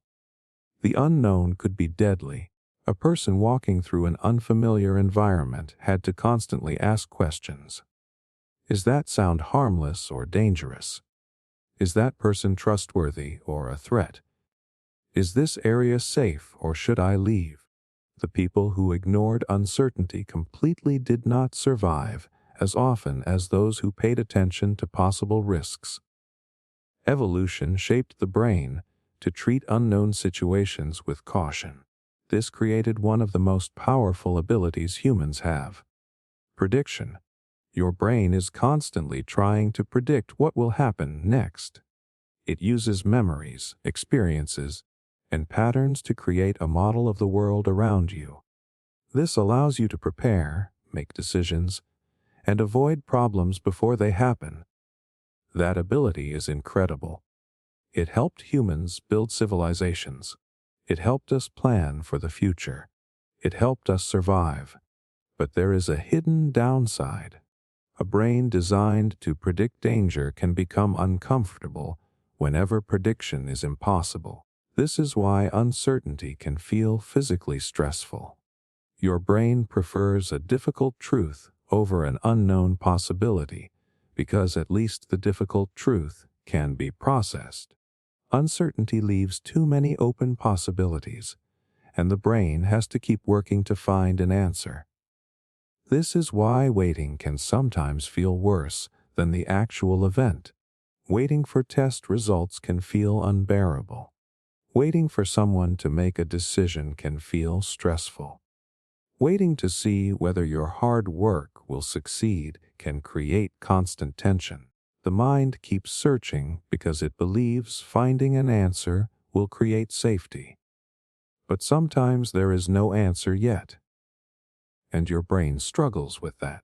Think about how people react when they enter a dark room. The darkness itself is not always dangerous. The problem is that the brain cannot clearly see what is there. It fills the missing information with possibilities. A harmless object in the corner can look threatening. A normal sound can feel alarming. The unknown creates space for imagination, and the survival brain often fills that space with caution. Modern humans experience this same process emotionally. You send a message and do not receive a reply. Your brain starts creating explanations. Maybe they are angry. Maybe something is wrong. Maybe you made a mistake. The reality may be completely different, but your brain does not like empty spaces. It creates a story because a story feels safer than uncertainty. This is the ancient system trying to protect you. The problem is that the modern world is built on uncertainty. Almost every meaningful opportunity involves something you cannot fully predict. Starting a business, changing careers, building relationships, creating something new, taking a risk. If your brain treats every unknown situation like danger, it can keep you trapped in familiar patterns even when those patterns no longer serve you. This is why many people stay in situations they dislike. They know the current situation is not ideal, but at least it is predictable. The brain often prefers a familiar problem over an unfamiliar possibility. From an evolutionary perspective, that makes sense. A familiar environment was easier to survive in. An unfamiliar environment required more attention and carried more potential risks. The ancient brain learned that predictable meant safer, but modern growth often requires the opposite. Growth requires entering situations where you cannot know everything in advance. The person who waits until they feel completely certain before acting may wait forever, because certainty is rarely available. The people who achieve meaningful things are not people who never feel uncertainty. They are people who understand that uncertainty is not the same as danger. That distinction changes everything. Feeling uncertain before a big decision does not mean you are making the wrong choice. Feeling nervous before trying something new does not mean you are not capable. Feeling uncomfortable does not automatically mean you should retreat. Sometimes it simply means your brain is encountering something unfamiliar. Your survival system is reacting because it has been programmed for thousands of years to pay attention to unknown situations. But you are living in a world where unknown does not always mean unsafe. This is one of the biggest challenges of being human today. Your brain was designed for a world where survival depended on avoiding threats. Your modern life often depends on exploring possibilities. The same instinct that once protected you from danger can now prevent you from discovering opportunities. The goal is not to ignore your brain's warnings. Those warnings can still be valuable. The goal is to understand them. When uncertainty appears, instead of immediately asking what could go wrong, you can ask a different question. What if this unknown situation is not a threat, but an opportunity I have not understood yet? That question creates a new relationship with uncertainty. You stop seeing it as a monster waiting in the darkness. You start seeing it as a normal part of growth. Your brain treats uncertainty like a predator because, for thousands of years, the unknown often meant danger. But today, the unknown is also where every new achievement, discovery, and transformation begins. The future has always been uncertain. The difference is whether you see that uncertainty as something chasing you or something inviting you forward. Why comfort feels safer than growth. Have you ever stayed in a situation you knew was not helping you anymore, but leaving still felt impossible? Maybe you stayed in the same routine, even though you wanted change. Maybe you avoided learning something new because starting felt uncomfortable. Maybe you had a goal you cared about, but the familiar life you already had felt easier to protect. It is strange because most people say they want growth. They want better opportunities. They want stronger relationships. They want to become a better version of themselves. But when growth requires stepping into uncertainty, something inside the brain pushes back. A voice starts asking questions. What if this does not work? What if I fail? What if things become worse than they are now? Suddenly, the familiar situation that once felt frustrating starts feeling safe. This is not because humans are naturally lazy. It is because the brain has a deep connection between familiarity and safety. For thousands of years, survival depended on understanding your environment, knowing where to find food, knowing which areas were dangerous, knowing which people could be trusted, and knowing which behaviors kept you alive gave humans an advantage. The familiar was predictable. The unknown was risky. Your ancestors did not survive by constantly searching for change. They survived by recognizing patterns and staying close to things they knew were safe. The brain learned a powerful lesson. What is familiar is easier to predict. What is predictable feels safer, and what feels safer requires less energy. This ancient system still influences your decisions today. The problem is that modern life rewards growth in ways that the ancient brain does not naturally prioritize. A person thousands of years ago was not trying to build a new career, start a company, learn a new skill, or reinvent their identity. Their main goal was survival. Avoiding unnecessary risks was often the correct choice. But today, avoiding all risks can become the biggest risk of all. Think about someone who wants to change their career. They know their current job does not make them happy. They know they have other interests. They know there may be better opportunities available. Yet, leaving feels terrifying. Why? Because the brain is not only comparing a bad situation with a better possibility, it is comparing a known reality with an unknown future. The current situation has problems, but the brain understands those problems. The future contains possibilities, but it also contains uncertainty. From the brain's perspective, uncertainty requires more attention and more energy. This is why people often choose a familiar struggle over an unfamiliar opportunity.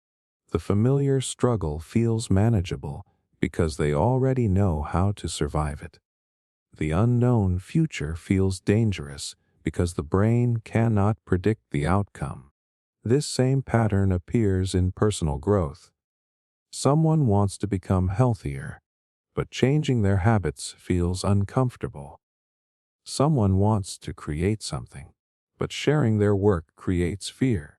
Someone wants deeper relationships, but being emotionally open feels risky. Growth requires exposure to situations where the brain does not have complete control. And the brain does not like losing control. For most of human history, control and survival were closely connected. The more predictable your environment was, the easier it was to prepare for problems. But growth requires entering environments where you are not fully prepared. That is why learning feels uncomfortable. A beginner's brain constantly receives evidence that it does not know enough yet. Mistakes happen. Progress feels slow. Confidence disappears. The brain interprets this discomfort as a warning. But discomfort is not always danger. Sometimes discomfort is simply the feeling of adaptation. Your muscles feel uncomfortable when they become stronger. Your mind feels uncomfortable when it develops new abilities. Your identity feels uncomfortable when it expands beyond old limits. The problem is that the brain often treats all discomfort similarly. It sees an uncomfortable feeling and asks how to remove it. But growth often requires moving through it. This is where many people become trapped. They wait until they feel confident before taking action. They wait until fear disappears before trying something new. They wait until the path becomes obvious. But confidence usually comes after experience, not before it. The brain becomes comfortable with new situations by experiencing them repeatedly. Familiarity is created through exposure. You do not become confident and then take action. You take action, and your brain slowly learns that the situation is survivable. This is how humans adapt. The same brain that fears change is also capable of adjusting to change. It is not permanently locked into old patterns. It simply needs evidence. Small experiences teach the brain that a new environment is not as dangerous as it first appeared. This is why small steps are so powerful. A small change feels less threatening than a complete transformation. A small action creates a new prediction. A new prediction creates new confidence. Over time, what once felt unfamiliar becomes normal. The interesting thing is that comfort itself is not the enemy. Comfort is valuable. Rest matters. Safety matters. Stability matters. The problem begins when comfort becomes the only goal. A life built entirely around avoiding discomfort becomes smaller and smaller because the brain starts eliminating anything uncertain. But uncertainty is where possibility exists. Every meaningful achievement requires leaving some version of comfort behind. The person who never risks rejection never experiences deep connection. The person who never risks failure never discovers what they are capable of. The person who never leaves the familiar never discovers new possibilities. Your brain chooses comfort because it is trying to protect you. That instinct helped humans survive for thousands of years. But modern humans face a different challenge. We are not only trying to survive, we are trying to grow. And growth requires teaching an ancient brain a modern lesson. Not everything unfamiliar is dangerous. Sometimes the thing that feels like a threat is actually the doorway to becoming someone new.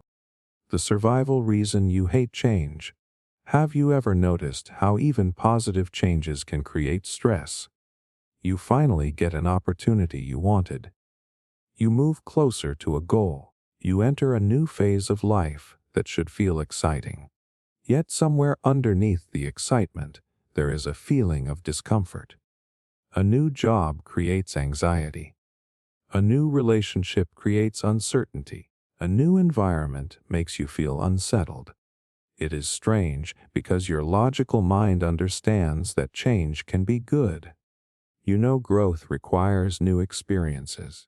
You know staying exactly the same forever is impossible. But another part of your brain reacts as if change itself is a problem. Why?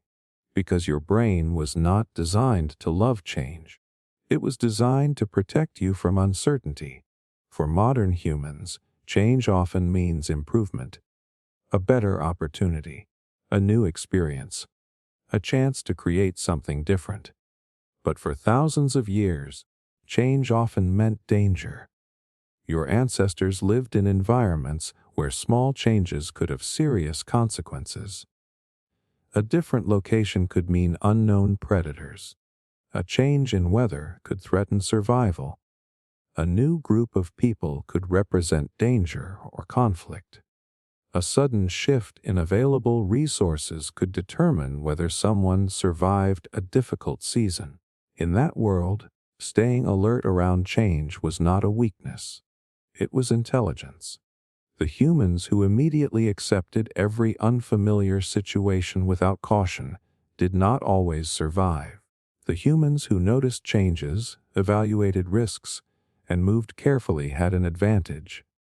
Over generations, the brain developed a natural resistance toward the unfamiliar, not because unfamiliar things are always bad, because unfamiliar things require attention.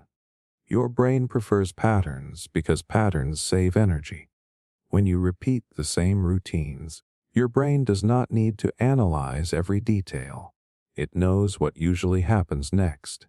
Familiar environments require less mental effort. Change removes that predictability. Suddenly, the brain has to work harder. New decisions appear. New problems appear. New possibilities appear. The brain starts searching for information because it wants to create a new map of the situation. This is why change can feel exhausting even when nothing negative is happening. Your brain is rebuilding its understanding of the world. Think about the first day in a new environment. Even simple things require more attention. Where should you go? Who should you talk to? What behavior is expected? What mistakes should you avoid? After some time, those things become automatic. The environment becomes familiar. The stress decreases. The brain finally creates a new prediction system. This is the hidden reason change feels uncomfortable. It is not only the change itself. It is the temporary period where your brain cannot accurately predict what happens next. And the brain does not like prediction gaps. A prediction gap creates uncertainty. Uncertainty activates caution. Caution creates stress. This ancient process is happening even when the change is something you wanted. A person can dream about moving to a new city for years, then feel anxious when the moving day arrives. Someone can work hard to earn a promotion, then feel nervous when they actually receive more responsibility. The brain is not always reacting to whether something is good or bad. It is reacting to whether something is known or unknown. This creates a fascinating conflict in human behavior. The same person who wants a better life can resist the exact changes required to create it. Someone wants financial freedom but avoids learning new skills. Someone wants better health but resists changing old habits. Someone wants deeper relationships but avoids being vulnerable.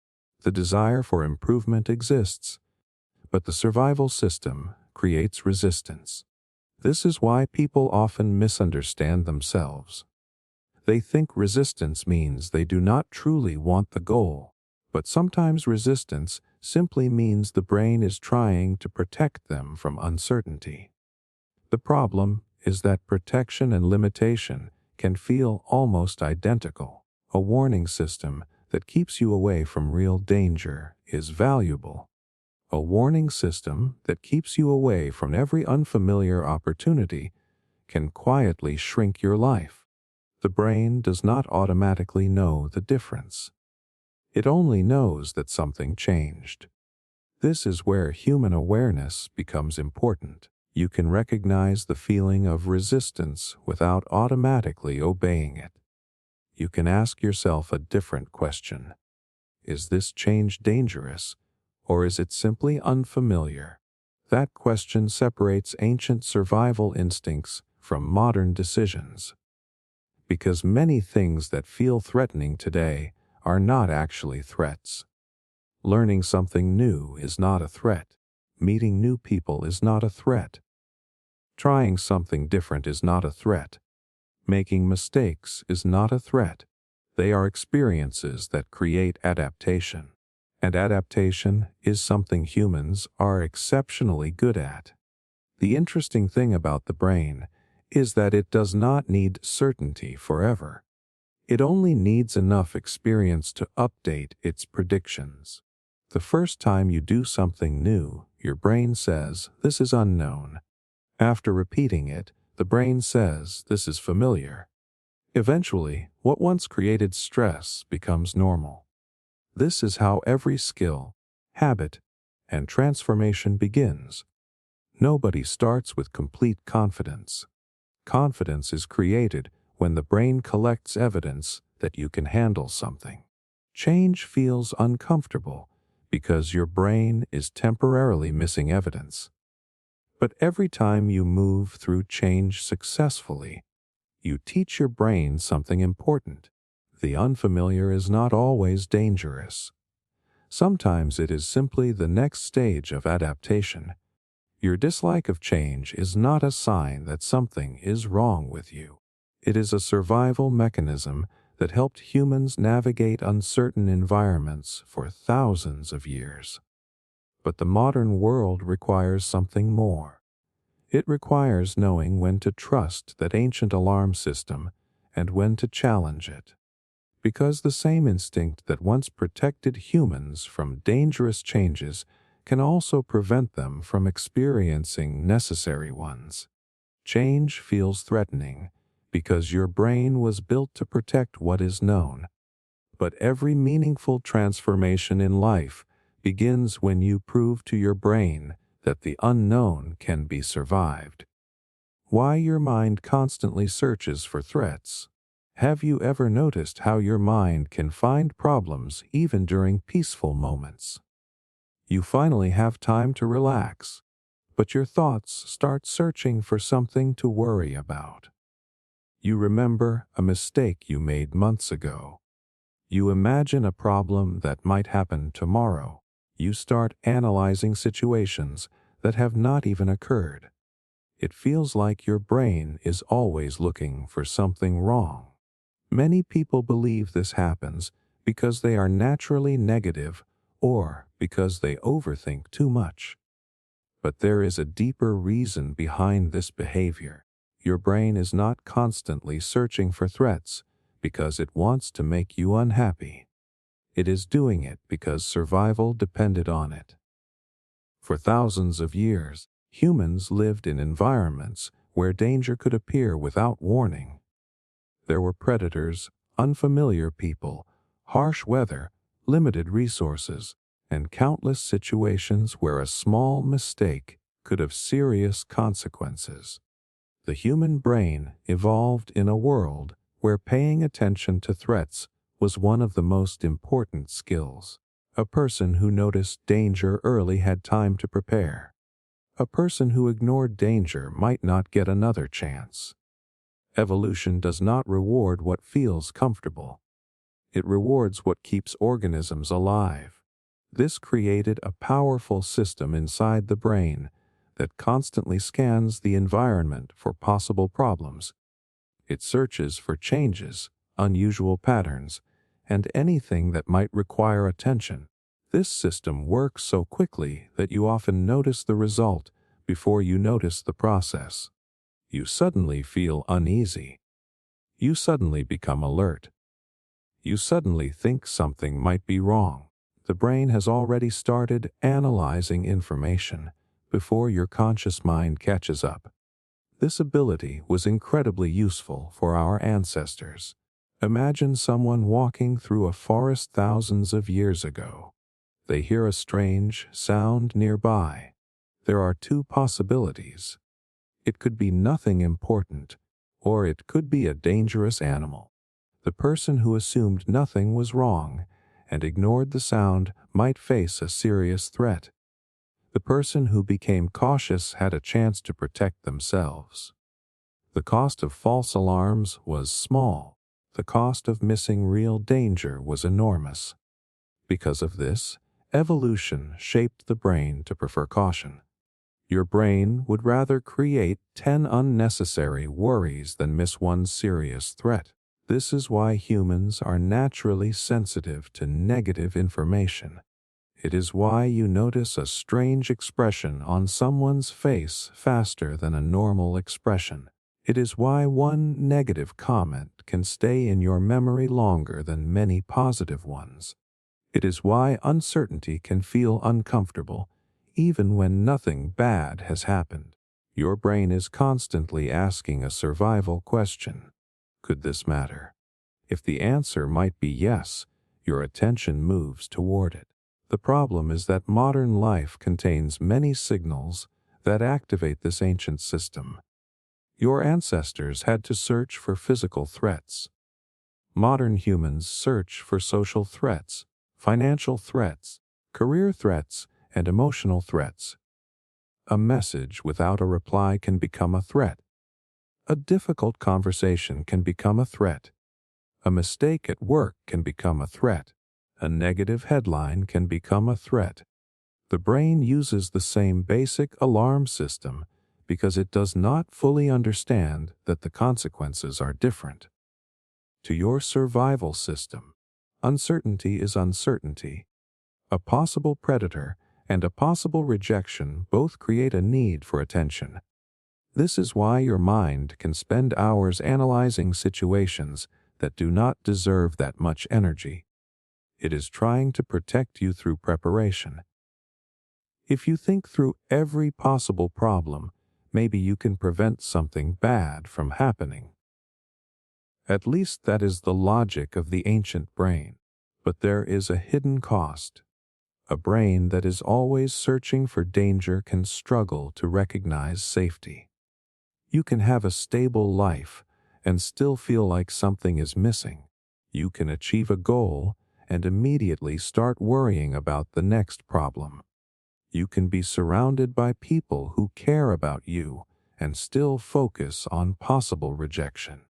The threat detection system is powerful, but it was not designed to create peace. It was designed to create awareness. This difference explains why many people feel like they should be happier than they are. They look at their circumstances and wonder why their mind keeps producing stress.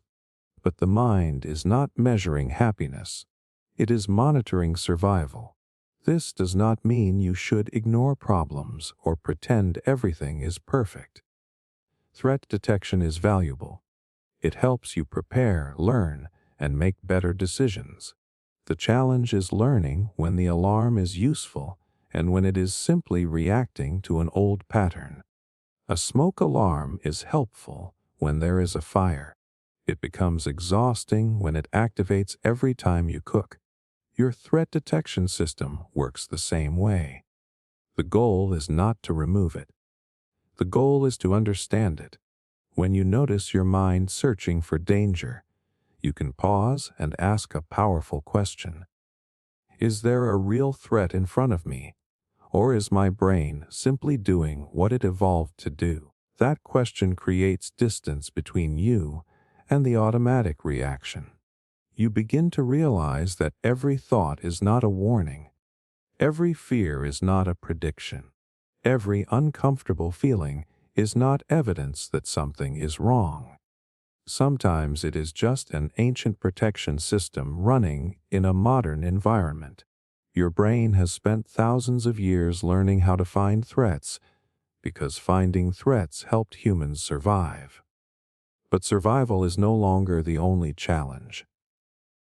Modern humans must also learn how to create, connect, explore, and grow. And those things require something the threat detection system does not naturally prioritize: the ability to recognize that not every unknown sound is a predator. Not every mistake is a disaster. Not every uncomfortable moment is a danger. Your mind searches for threats because it is trying to protect you. But understanding that system gives you the ability to decide which threats deserve your attention and which ones are simply echoes of a world your brain was built to survive. How evolution created your inner critic. Have you ever noticed that the voice inside your own head can sometimes be much harsher than anyone around you? You make one mistake, and your mind immediately points it out. You miss an opportunity, and your brain starts explaining everything you did wrong. Someone gives you a small piece of criticism, and suddenly your thoughts become a full investigation into your flaws.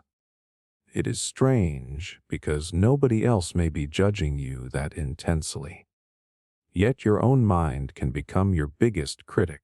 Many people assume this inner voice exists because they are insecure, overly negative, or lacking confidence. But the truth is much more fascinating. That critical voice inside your mind is connected to one of the oldest survival systems humans developed. Your brain was not designed only to make you feel good. It was designed to help you survive, and survival required learning from mistakes. Thousands of years ago, mistakes had serious consequences. A person who ignored their errors might repeat them and put themselves in danger. A person who quickly noticed what went wrong had a better chance of adapting. If someone searched for food in the wrong place, they needed to remember that mistake. If someone trusted the wrong person, they needed to recognize the warning signs. If someone made a dangerous decision, their brain needed to store that lesson deeply. This is why the human brain became extremely good at finding problems. The ability to criticize your own behavior helped your ancestors improve and avoid future threats. Your inner critic was not created to destroy your confidence. It was created to protect you. The problem is that the world changed faster than the brain evolved. The same mental system that once helped humans avoid physical danger now operates in situations that are often emotional and social. Today, your inner critic does not usually warn you about predators. It warns you about embarrassment, failure, rejection, judgment.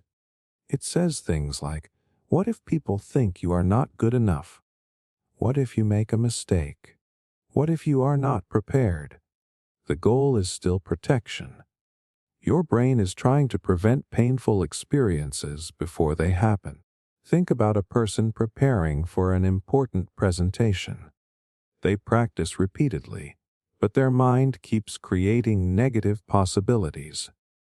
They imagine forgetting their words. They imagine people judging them. They imagine everything going wrong.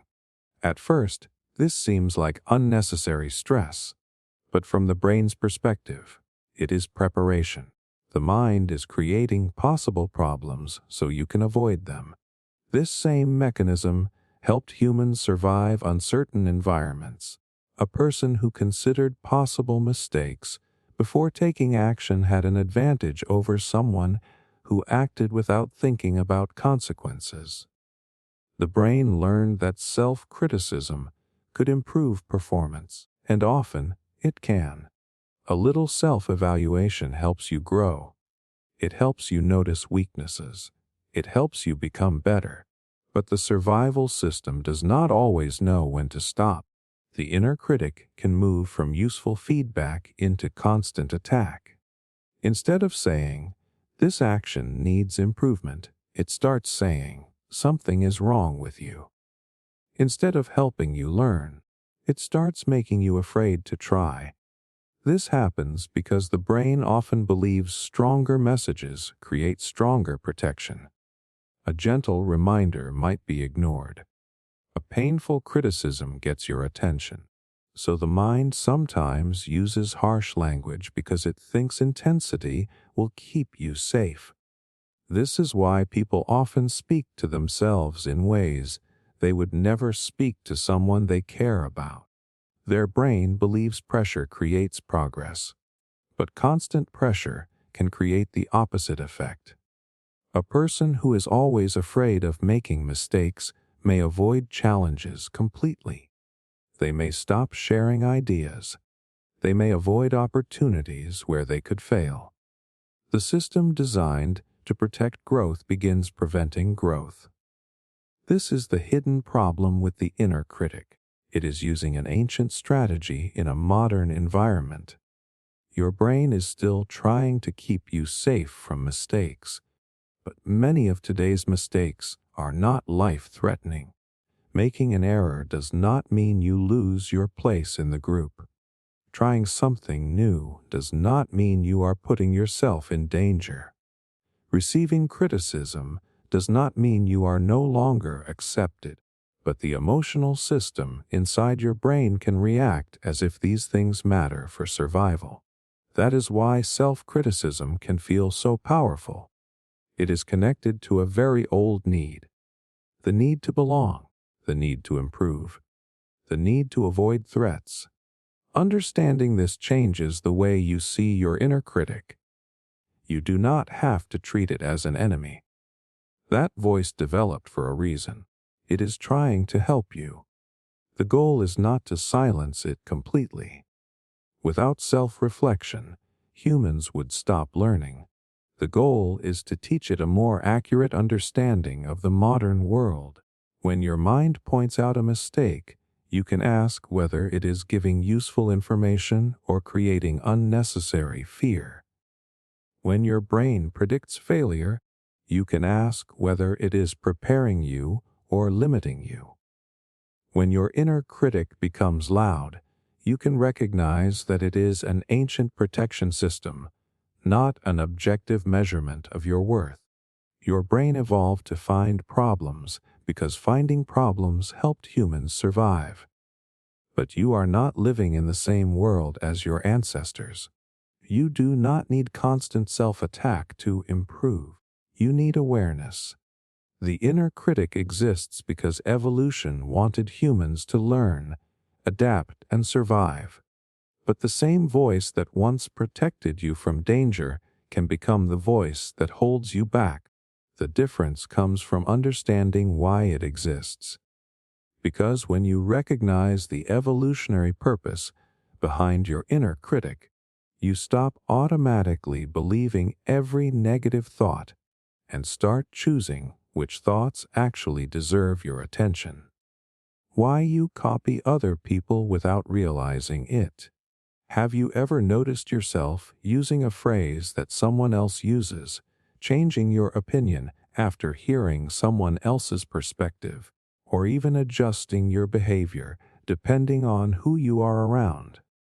Maybe you speak differently with friends than you do at work.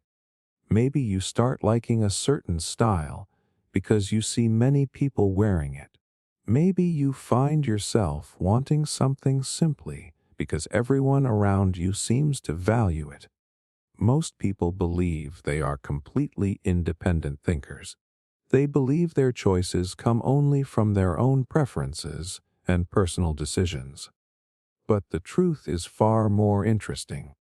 A huge part of human behavior is influenced by the people around us, often without us noticing. And this is not a weakness. It is an ancient survival ability. Your brain evolved to learn from others because copying others helped humans survive. Thousands of years ago, humans lived in groups where knowledge was one of the most valuable resources. A person did not need to discover everything through painful trial and error. They could watch others and learn what worked. If someone in the group knew which plants were safe to eat, others could copy that knowledge. If someone knew how to build better tools, others could learn by observing. If someone understood how to avoid danger, the group could benefit from their experience. Imitation saved time. It saved energy. And in many cases, it saved lives. Evolution rewarded humans who could quickly learn from the people around them.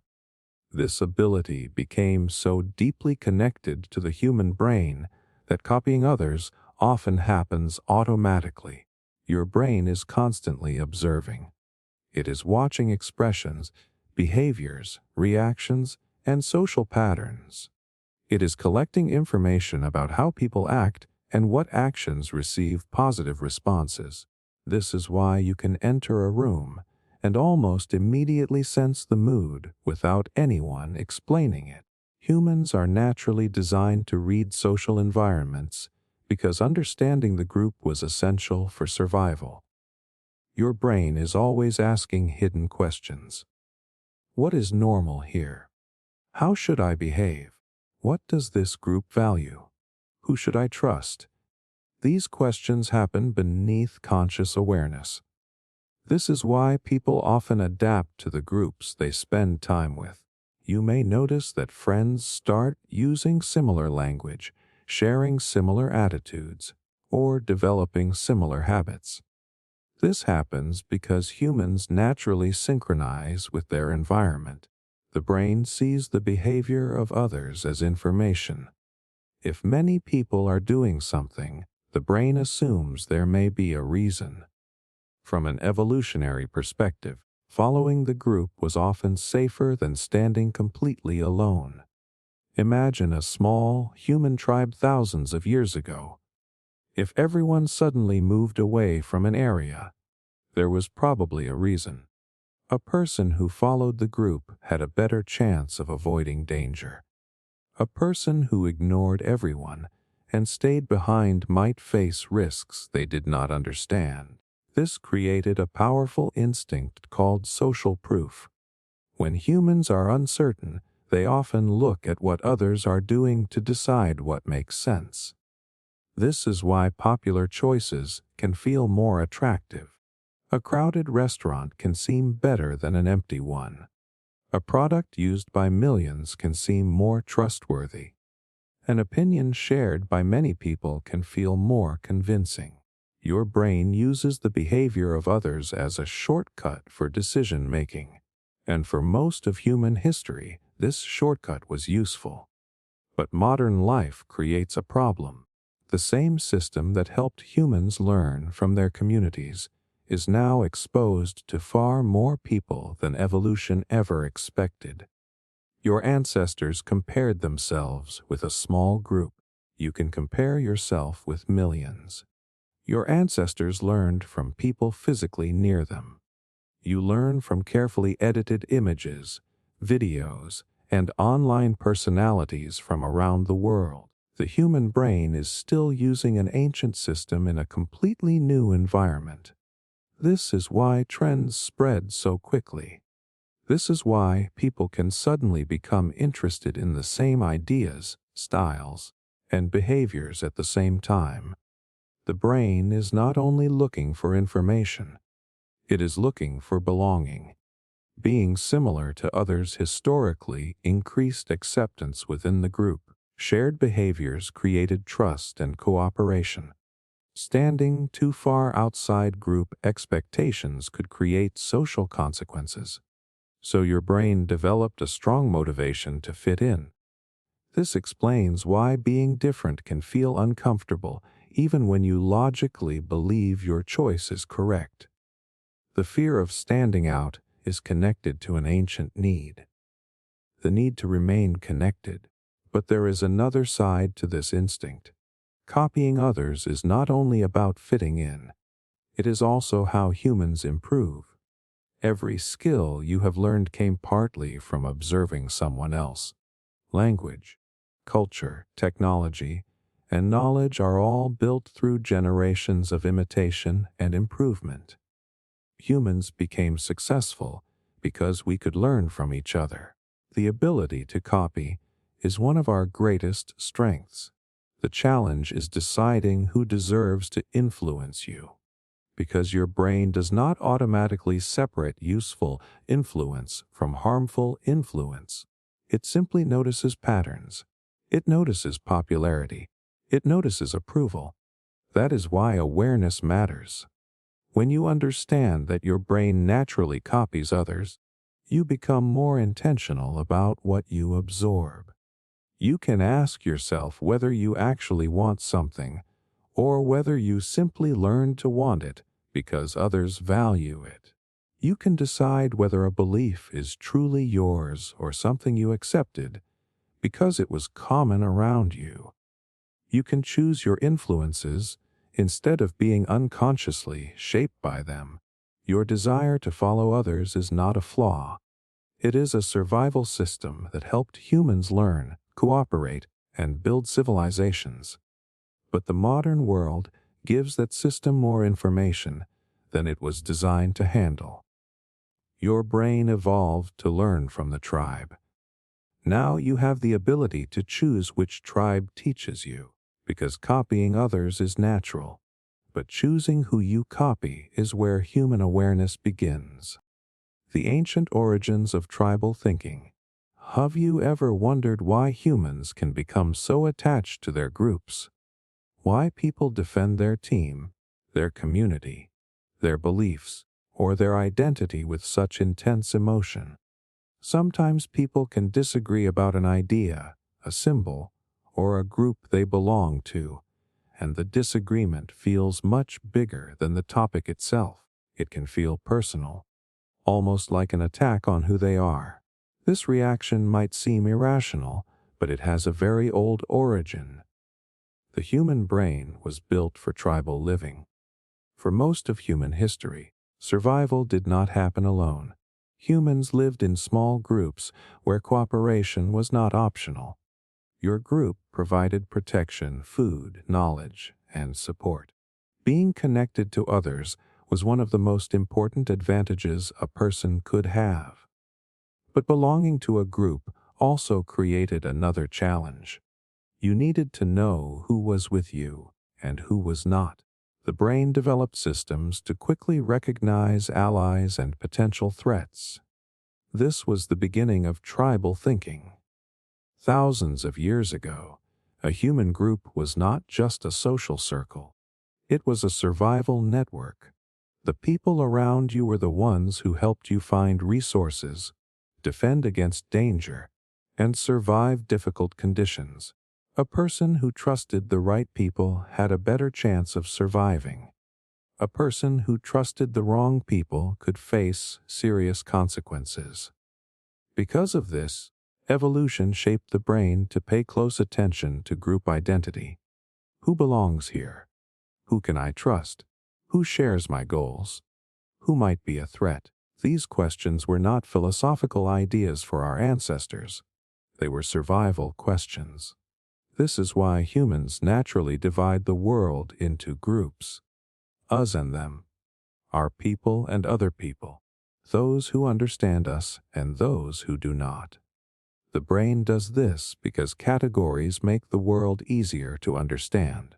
They help us quickly organize information and make decisions without analyzing every person individually. This ability was useful in ancient environments. If another group entered your territory, quickly recognizing whether they were friendly or dangerous could matter. If someone shared your values and behavior, trusting them could strengthen cooperation. The problem is that a survival system designed for small tribes still operates in a world of billions of people. The environment changed. The instinct remained. Today, tribal thinking appears in many forms. It can happen with sports teams, cultures, communities, workplaces, social movements, political groups, and even online communities. The specific groups change, but the emotional mechanism is similar. When people become part of a group, the brain begins treating that group as part of the self. This is why criticism of a group can feel like personal criticism. Your brain does not always separate your identity from the groups you value. The group becomes connected to your sense of belonging. And belonging has always been deeply important to humans. This explains why people often defend their groups, even when they recognize problems within them. The emotional need to protect the group can become stronger than the desire to objectively evaluate information. From an evolutionary perspective, loyalty had benefits. A person who abandoned their group whenever challenges appeared would have struggled to survive. Groups that trusted each other, protected each other, and worked together were more likely to succeed. So humans developed strong emotional rewards for cooperation and loyalty. Feeling connected feels good because connection was historically valuable. But the same system that creates cooperation can also create division. When the brain becomes focused on protecting the group, it can start exaggerating differences between groups. It notices what makes others different. It overlooks similarities. It creates simple stories about who is good and who is bad. This happens because the brain prefers clear categories. Clear categories are easier to process than complicated realities. Understanding another person requires effort. It requires seeing their experiences, motivations, and circumstances. Labeling them as part of another group requires much less mental energy. The ancient brain often chooses the easier path. This is why tribal thinking can become so powerful. It is not only about opinions. It is about identity. When a belief becomes connected to who someone feels they are, changing that belief can feel threatening. The brain interprets it as a challenge to belonging rather than simply a change in information. This is why people can sometimes reject evidence that conflicts with their group. The issue is not always the information itself. The issue is what accepting that information might mean for their identity. But understanding tribal thinking does not mean humans are destined to divide forever. The same evolutionary system that creates groups also created cooperation. Humans are capable of forming connections beyond small tribes. We can build relationships with strangers, work with people who are different from us, and create communities based on shared goals rather than only shared backgrounds. This ability is one of the reasons human societies became so complex. The brain evolved to protect the group, but the human mind is also capable of expanding the definition of who belongs. The challenge is recognizing when tribal instincts are helping and when they are controlling your perception. Your brain will naturally search for groups because groups once meant survival. It will naturally look for similarities and differences because those patterns helped humans navigate uncertain environments.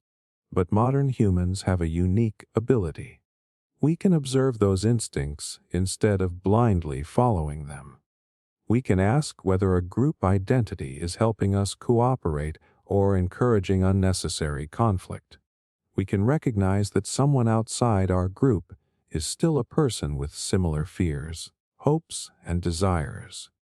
Tribal thinking is not a mistake in the human brain. It is an ancient survival strategy.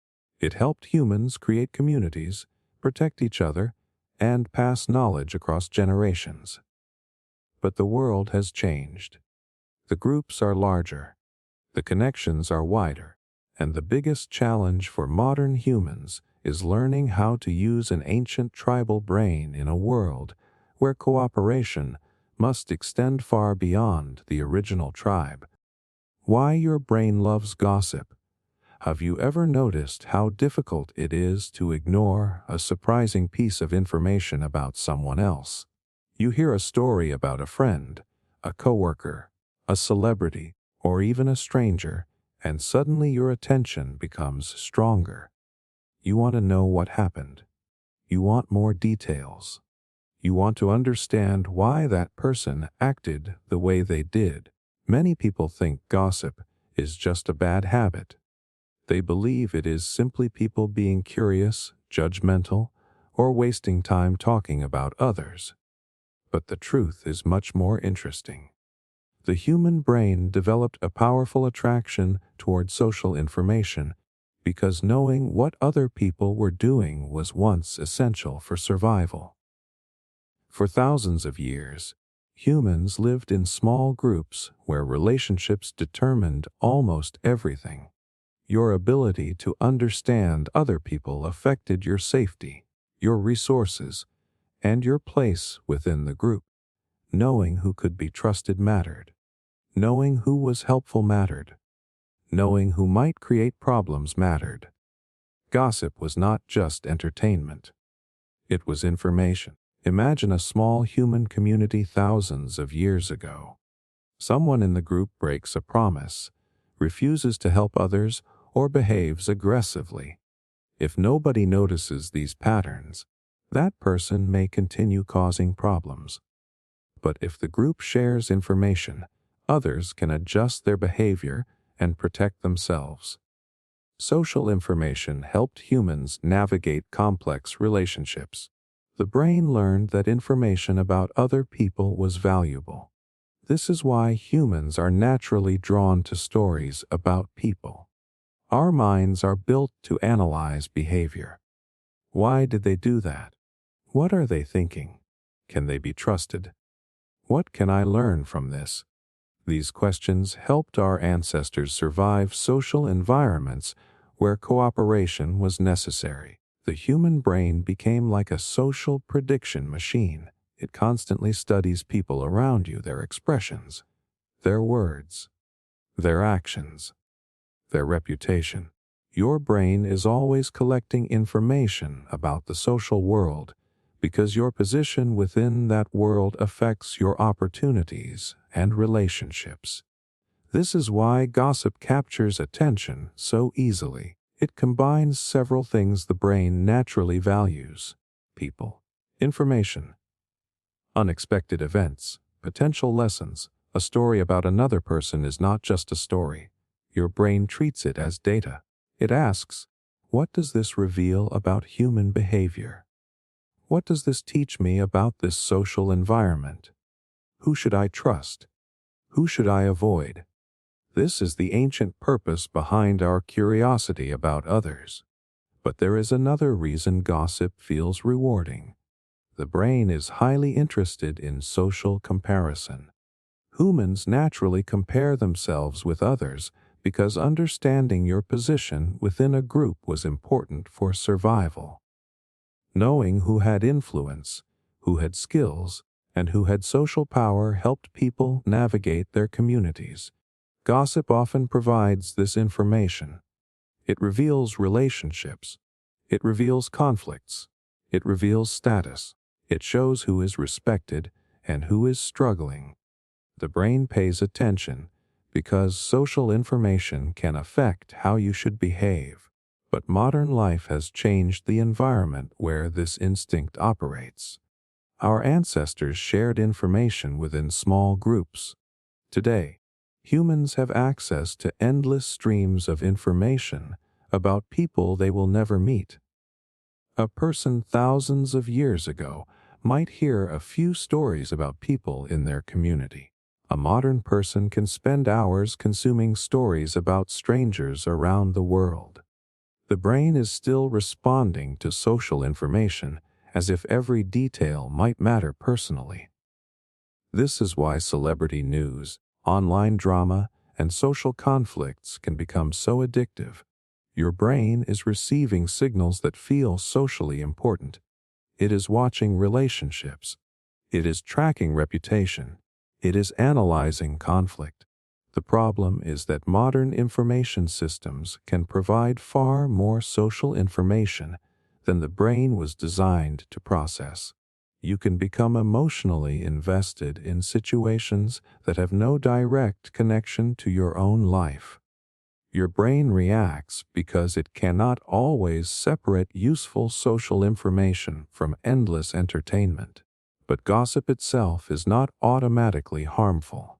In fact, sharing information about others can serve positive functions. Communities often use social conversations to reinforce values. People learn what behaviors are appreciated and what behaviors damage trust. Stories about others can teach lessons about cooperation, honesty, and responsibility. The problem begins when gossip becomes only about judgment or entertainment. When the brain becomes focused on criticizing others instead of understanding them, gossip can create division. This happens because negative social information is especially attention-grabbing. Remember, the brain evolved to notice problems. A story about someone making a mistake often feels more important than a story about someone quietly doing the right thing. A conflict attracts attention faster than cooperation. A scandal feels more urgent than stability. This is another example of the ancient survival system operating in the modern world. The brain is not asking, "Is this healthy for me to consume?" It is asking, "Is this important information?" And historically, social problems often were important. The key is awareness.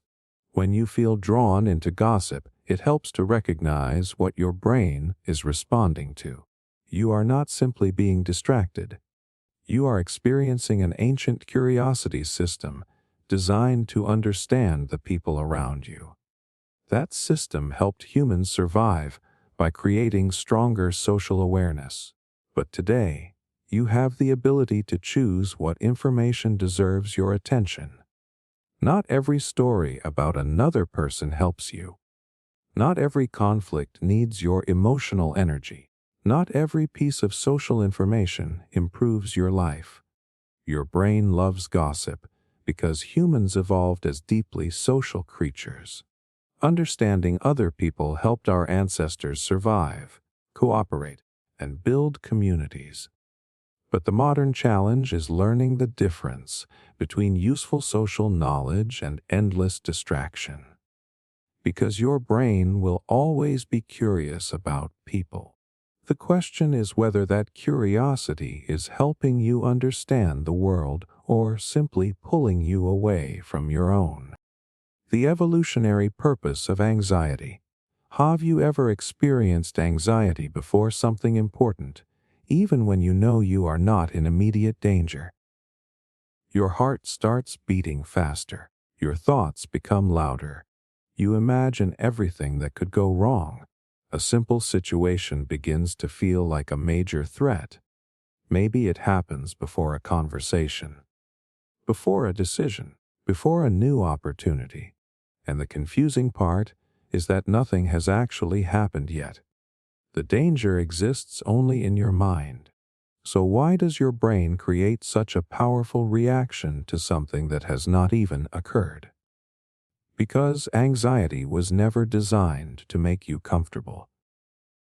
It was designed to prepare you. Many people see anxiety as a problem that needs to be completely removed.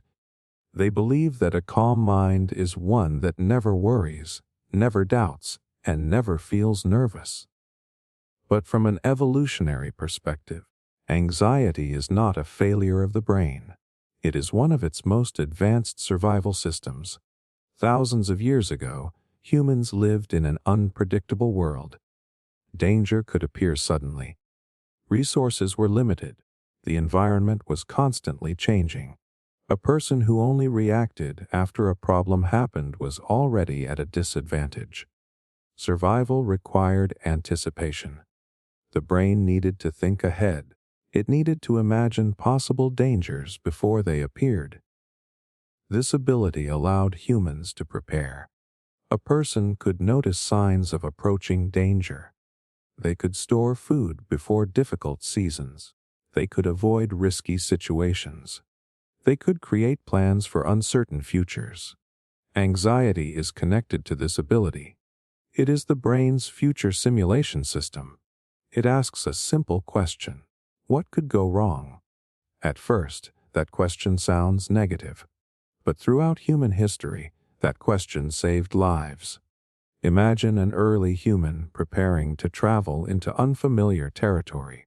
Their brain starts creating possibilities. What if there are predators?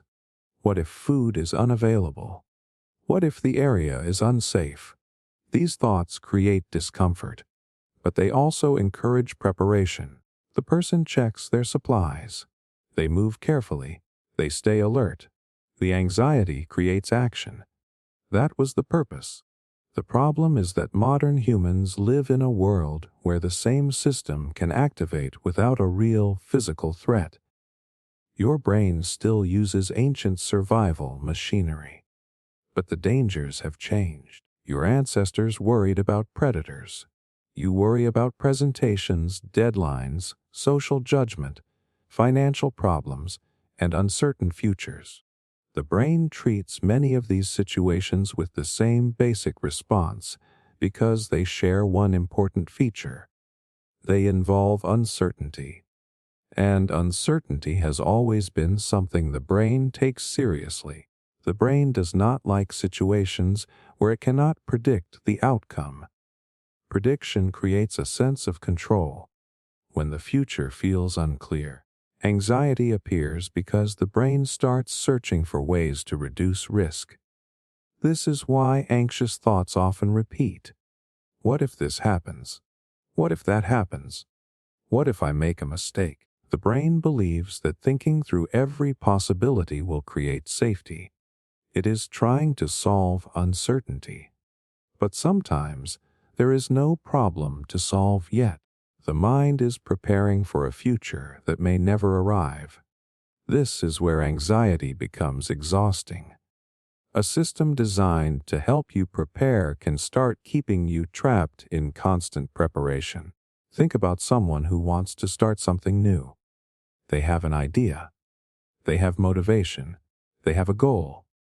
But then anxiety begins creating predictions. What if people judge me? What if I fail? What if I waste my time? What if I am not capable? These thoughts feel like warnings, but they are often just possibilities. The brain is presenting scenarios, not facts. This distinction is extremely important. Anxiety is powerful because it feels like information. When your body reacts with fear, your mind naturally assumes there must be a reason. The physical sensation feels like evidence that something is wrong. But the feeling itself is not always an accurate prediction. Sometimes anxiety is simply the brain responding to uncertainty. This is why people can feel anxious before positive events. A new opportunity can create anxiety. A major achievement can create anxiety. A life improvement can create anxiety. Because the brain is not only asking whether something is good, it is asking whether something is familiar and predictable. A positive change is still a change, and change requires adaptation. The interesting thing about anxiety is that it can be both helpful and harmful. A certain amount of anxiety improves performance. It increases focus.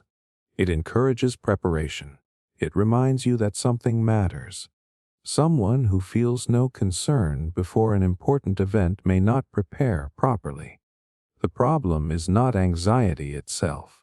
The problem is when anxiety becomes the person making every decision. When the warning system becomes the leader instead of the advisor. A smoke alarm is valuable because it warns you about danger, but if it becomes too sensitive, it can create panic over harmless situations. The same thing happens inside the mind. Your anxiety system is trying to protect you. It is not trying to ruin your life. It learned to create discomfort because discomfort creates attention. Attention creates preparation. Preparation increases survival.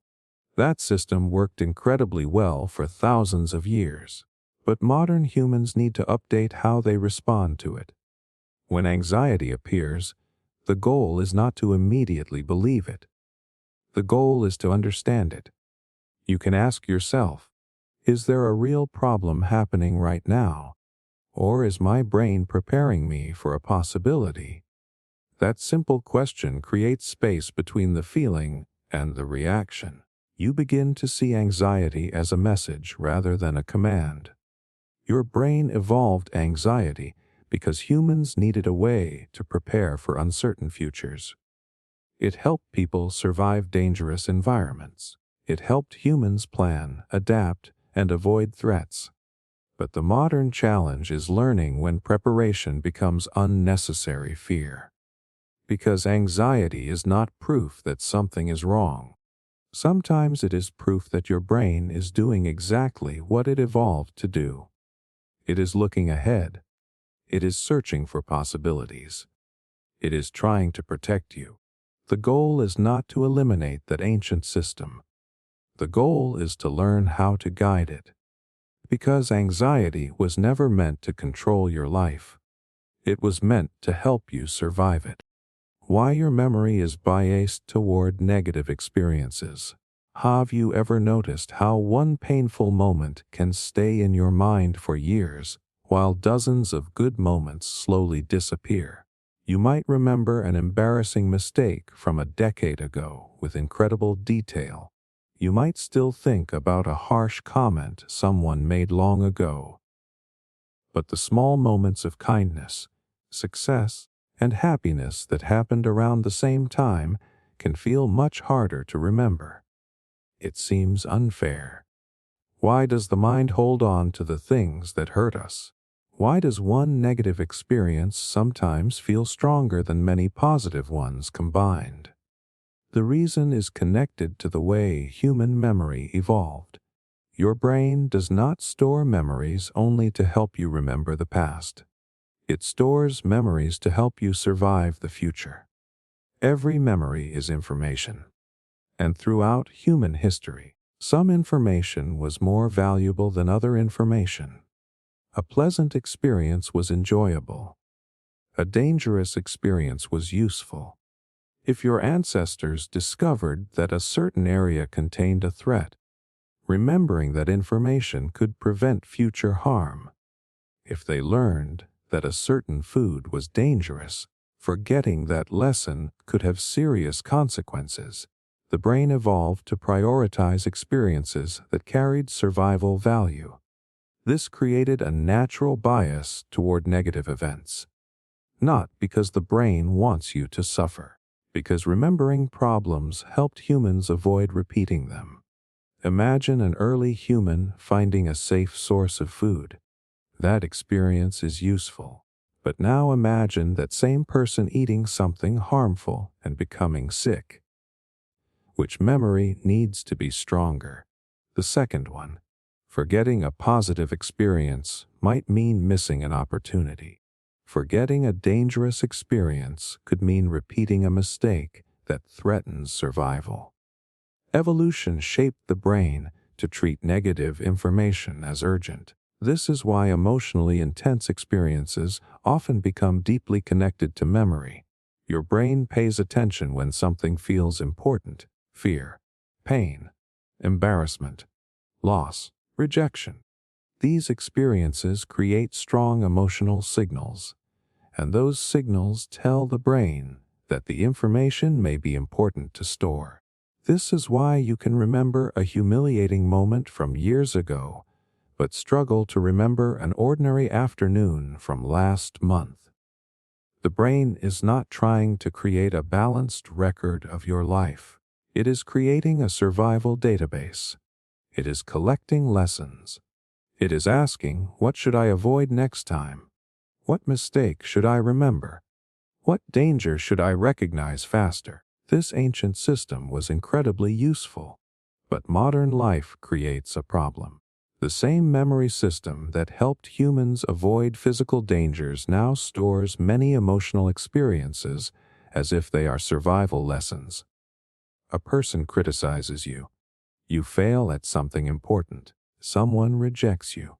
Your brain may record the experience with powerful emotional intensity. Later, when a similar situation appears, the memory returns. The brain says, "Be careful. This happened before." The problem is that the brain does not always understand whether the old lesson is still relevant. A painful experience from the past can continue influencing your decisions long after the original danger has disappeared. This is why one failure can make someone afraid to try again. One rejection can make someone avoid vulnerability. One mistake can create a belief that they are not capable. The memory is doing its job. It is trying to protect you from repeating pain. But protection can become limitation. Think about someone who gives a presentation and receives negative feedback. The brain stores that moment because social rejection mattered throughout human history. Being rejected by a group could once threaten survival. Years later, that person may still feel anxious speaking in front of others. The brain is trying to prevent another painful social experience. But the original event does not necessarily predict the future. A memory can be important without being a permanent warning. This is one of the biggest misunderstandings about human memory. People often assume that if something feels emotionally powerful, it must be completely accurate. But memories are not recordings. They are reconstructed. Every time you remember something, your brain rebuilds that experience using information, emotions, and beliefs you have today. This means emotional experiences can become stronger over time because the brain keeps attaching meaning to them. A small mistake can transform into a story about your identity. A moment of rejection can become a belief that nobody will accept you.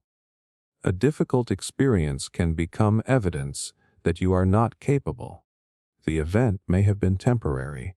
The meaning can become permanent. Understanding this gives you a powerful advantage. When a negative memory appears, you can recognize that your brain is bringing forward information it believes is important. But important does not always mean accurate. A memory can be a lesson without becoming a limitation. The goal is not to erase negative experiences. Negative memories are valuable. They help you learn. They help you improve. They help you make better choices. The goal is to stop allowing every painful memory to become a prediction of your future. Your brain remembers negative experiences because those experiences once helped humans survive. It remembers danger faster than safety because danger required immediate attention. It stores painful moments deeply because those moments carried information. But modern humans face a different challenge. We are not only trying to avoid danger, We are trying to create meaningful lives, and sometimes that requires challenging the lessons our memories created. The mistake you made does not have to define you. The rejection you experienced does not have to control you. The painful moment you remember does not have to become the future you expect. Your brain remembers what hurt because it evolved to protect you, but you have the ability to decide what those memories mean, because memory was designed to help you survive the past. It was never meant to imprison your future. The hidden survival logic behind overthinking. Have you ever noticed how your mind can keep analyzing something long after the situation is over? A conversation ends, but you replay every word. A decision is made, but you keep wondering if you chose correctly. A small mistake happens, and your brain starts creating endless scenarios about what it could mean. You tell yourself to stop thinking about it, but your mind keeps going.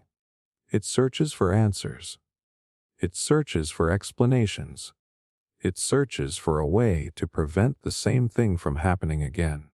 Many people see overthinking as a flaw. They believe it means they are too anxious, too emotional, or unable to control their thoughts. But the truth is much more interesting. Overthinking is connected to one of the most powerful survival abilities humans developed: the ability to analyze. Your brain evolved to study situations, find patterns, and predict outcomes because those skills helped humans survive. Thousands of years ago, making decisions without thinking carefully could have serious consequences. Choosing the wrong place to search for food, trusting the wrong person, or ignoring a possible threat could create real danger. The brain learned that careful analysis could increase survival. It became a problem-solving machine. It constantly asks questions. What happened? Why did it happen? What could happen next? How can I avoid this problem in the future? These questions are not random. They come from a system designed to protect you. Imagine an early human who experiences a dangerous situation. Maybe they enter an area where they encounter a threat. Their brain does not simply store the event and move on. It analyzes. What signs did I miss? What could I have done differently? What should I avoid next time? This reflection creates learning. It turns experience into knowledge. The person who never thought about their mistakes would repeat them more often. The person who analyzed and adapted had a better chance of surviving. Over generations, humans developed a strong ability to think deeply about problems. This ability became one of our greatest strengths.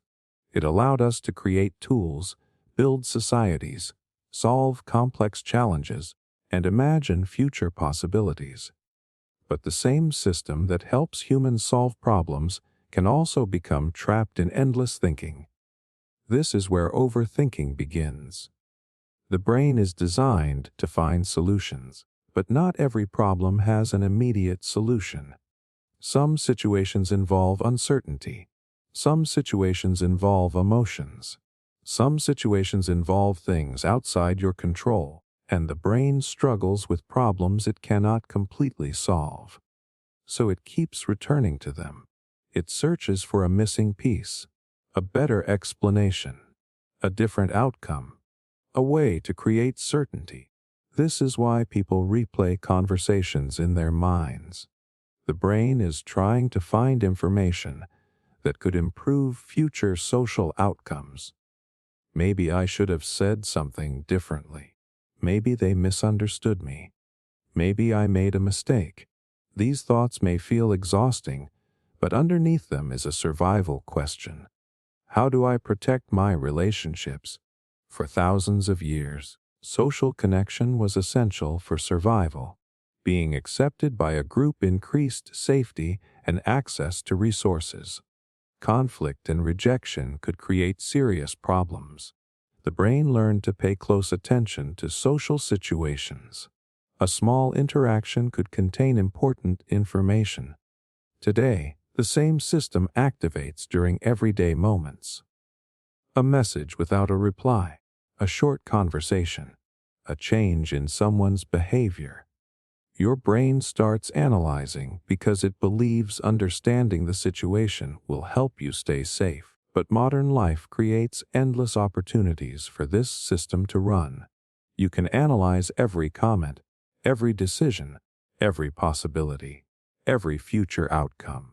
The brain has more information to process than it was ever designed to handle. And because it is trying to protect you, it often focuses on what could go wrong. This creates a difficult cycle. A thought appears. You analyze it. The analysis creates more questions. The questions create more thoughts. Soon, thinking feels like action, even though nothing is actually changing. The brain creates the feeling of progress because it is working hard. But sometimes it is simply running in circles. This happens because the brain does not always understand the difference between solving a problem and repeatedly examining a problem. Thinking helps when it creates a decision. Thinking hurts when it only creates more uncertainty. The challenge is learning when your mind is helping and when it is protecting you from something that is not actually dangerous. This does not mean you should stop thinking deeply.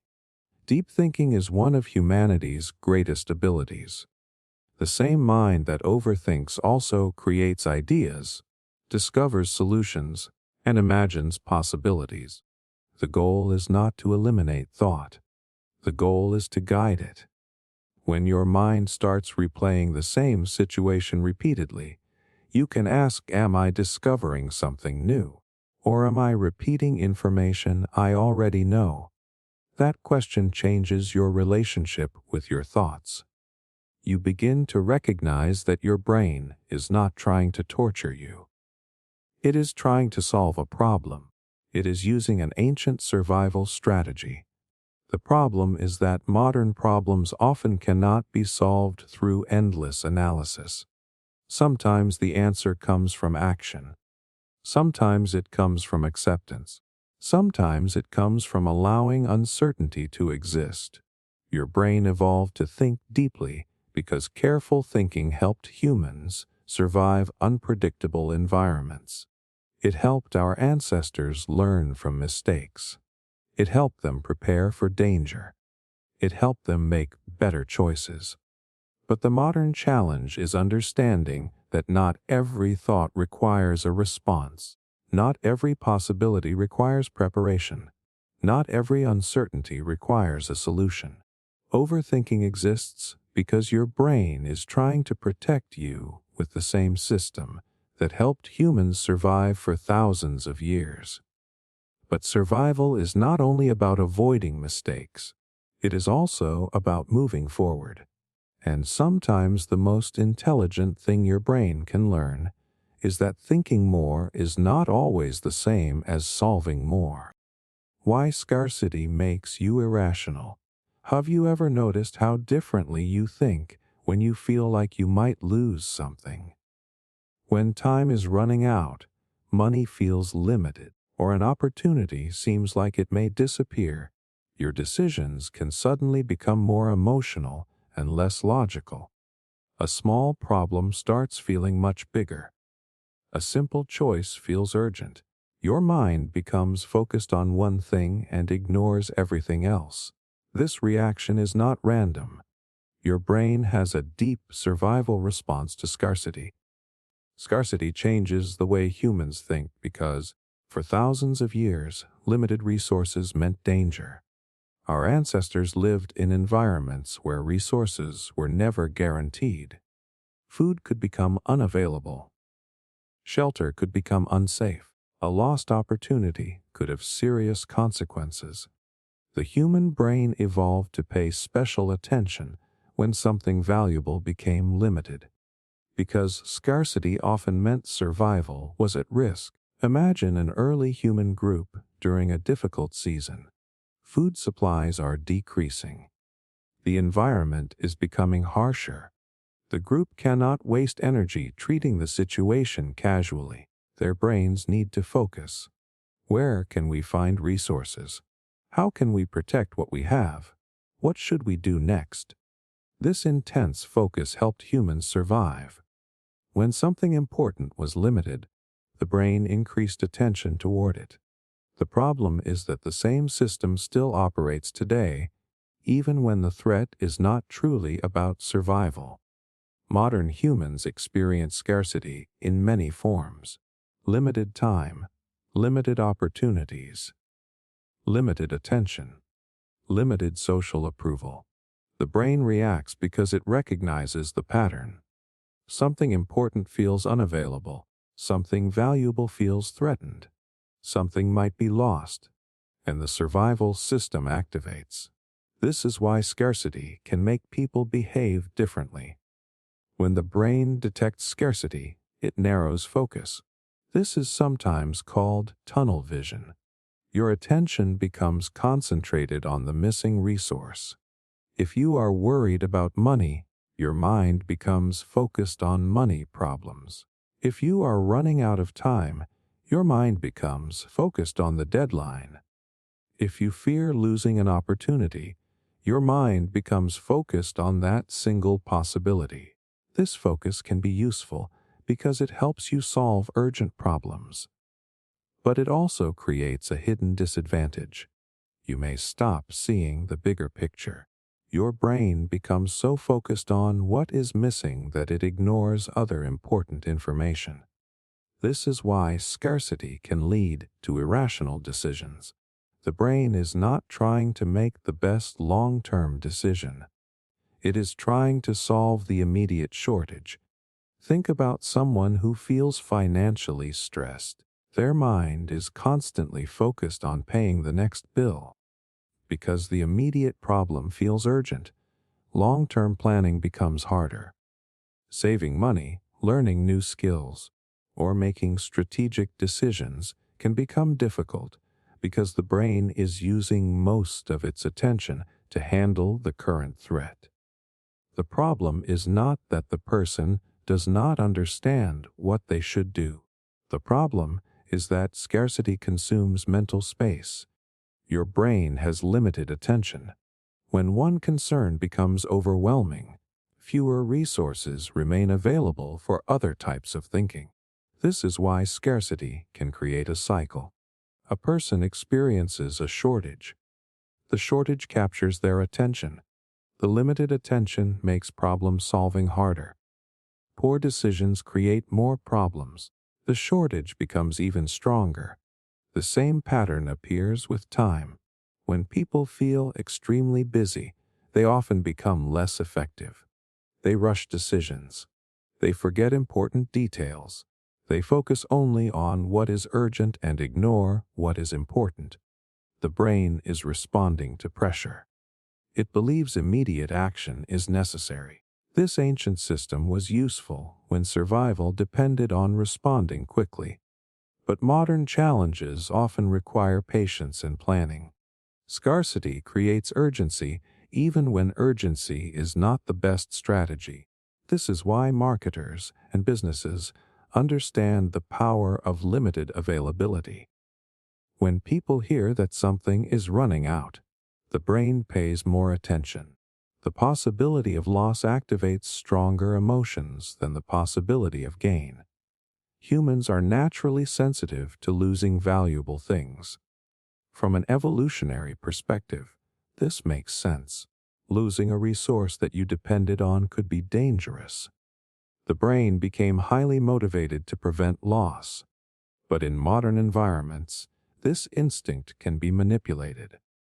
A limited offer, a countdown timer, or a fear of missing out can create a sense of scarcity that feels urgent even when the actual consequences are small.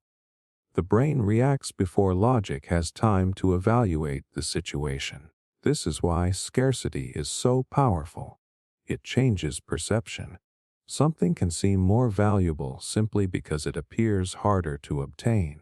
The interesting thing is that scarcity does not only affect physical resources. It also affects relationships and social situations. When someone feels like attention, love, or acceptance is limited, they may become more focused on gaining it. They may ignore other important parts of their life because the missing resource feels like the most important thing. Again, the brain is following an ancient pattern. Secure the limited resource. Protect what matters. Avoid loss. The goal is not to remove the survival instinct behind scarcity.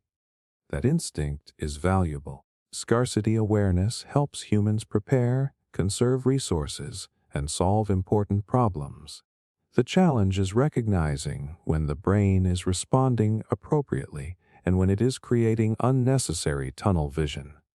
When you feel urgency, it helps to ask, is this truly a survival problem? Or is my brain reacting to the feeling of scarcity? That question creates space between the emotion and the decision. You begin to see that a limited resource does not always require a desperate reaction. You can think strategically. You can consider the future. You can avoid allowing fear to control your choices. Scarcity feels powerful because your brain evolved in a world where limited resources could determine survival. It trained humans to focus, protect, and act quickly. But the modern world requires another skill. The ability to recognize when the survival alarm is useful and when it is creating unnecessary pressure. Because sometimes the thing that feels impossible to lose is not actually the thing you need most. Sometimes it is simply the thing your ancient brain has decided to protect. How evolution hijacks your attention every day. Have you ever opened your phone for one quick thing and suddenly realized 30 minutes have passed?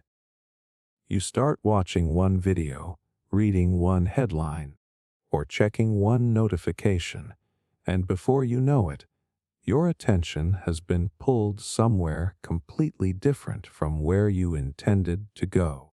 It feels like your attention is not always under your control. You decide what you want to focus on, but something else keeps competing for your mind. A surprising headline, a negative comment, a notification, a piece of information that feels urgent. Why are these things so powerful? Why does the brain so easily abandon what matters to chase what is new, emotional, or unexpected? The answer goes back thousands of years. Your attention was not originally designed to help you be productive. It was designed to help you survive. For early humans, attention was one of the most valuable survival tools.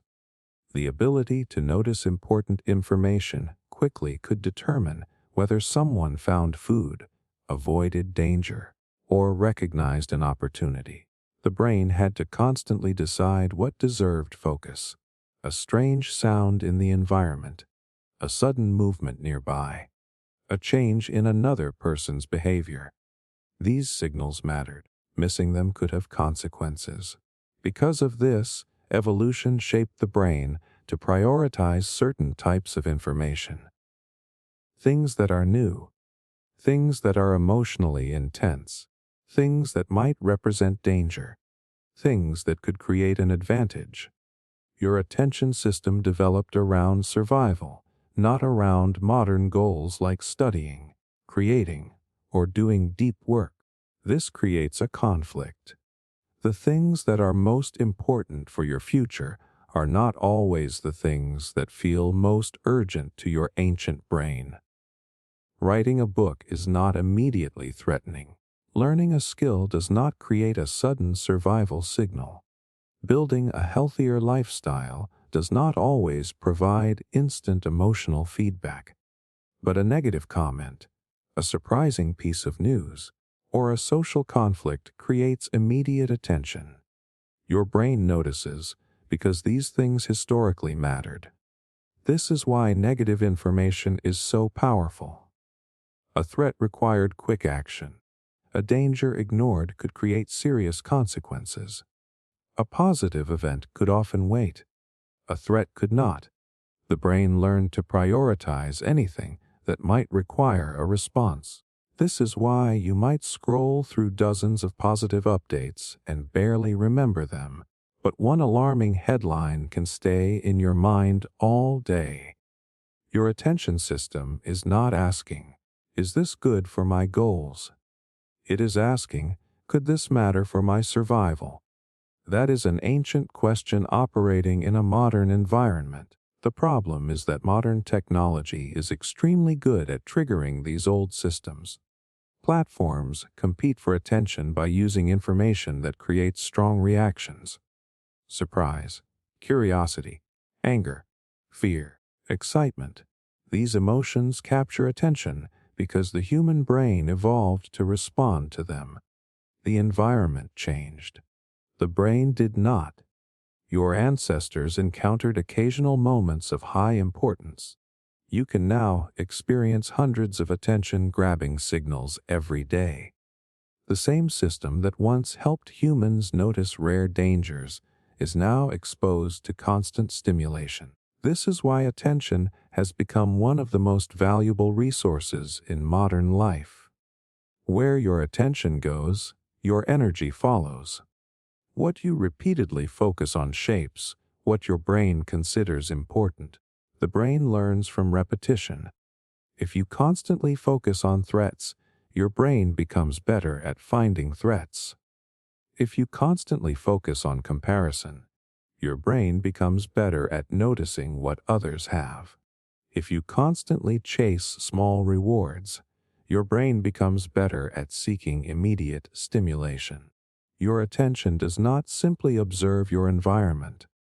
It trains your brain. This is why the things you repeatedly consume matter.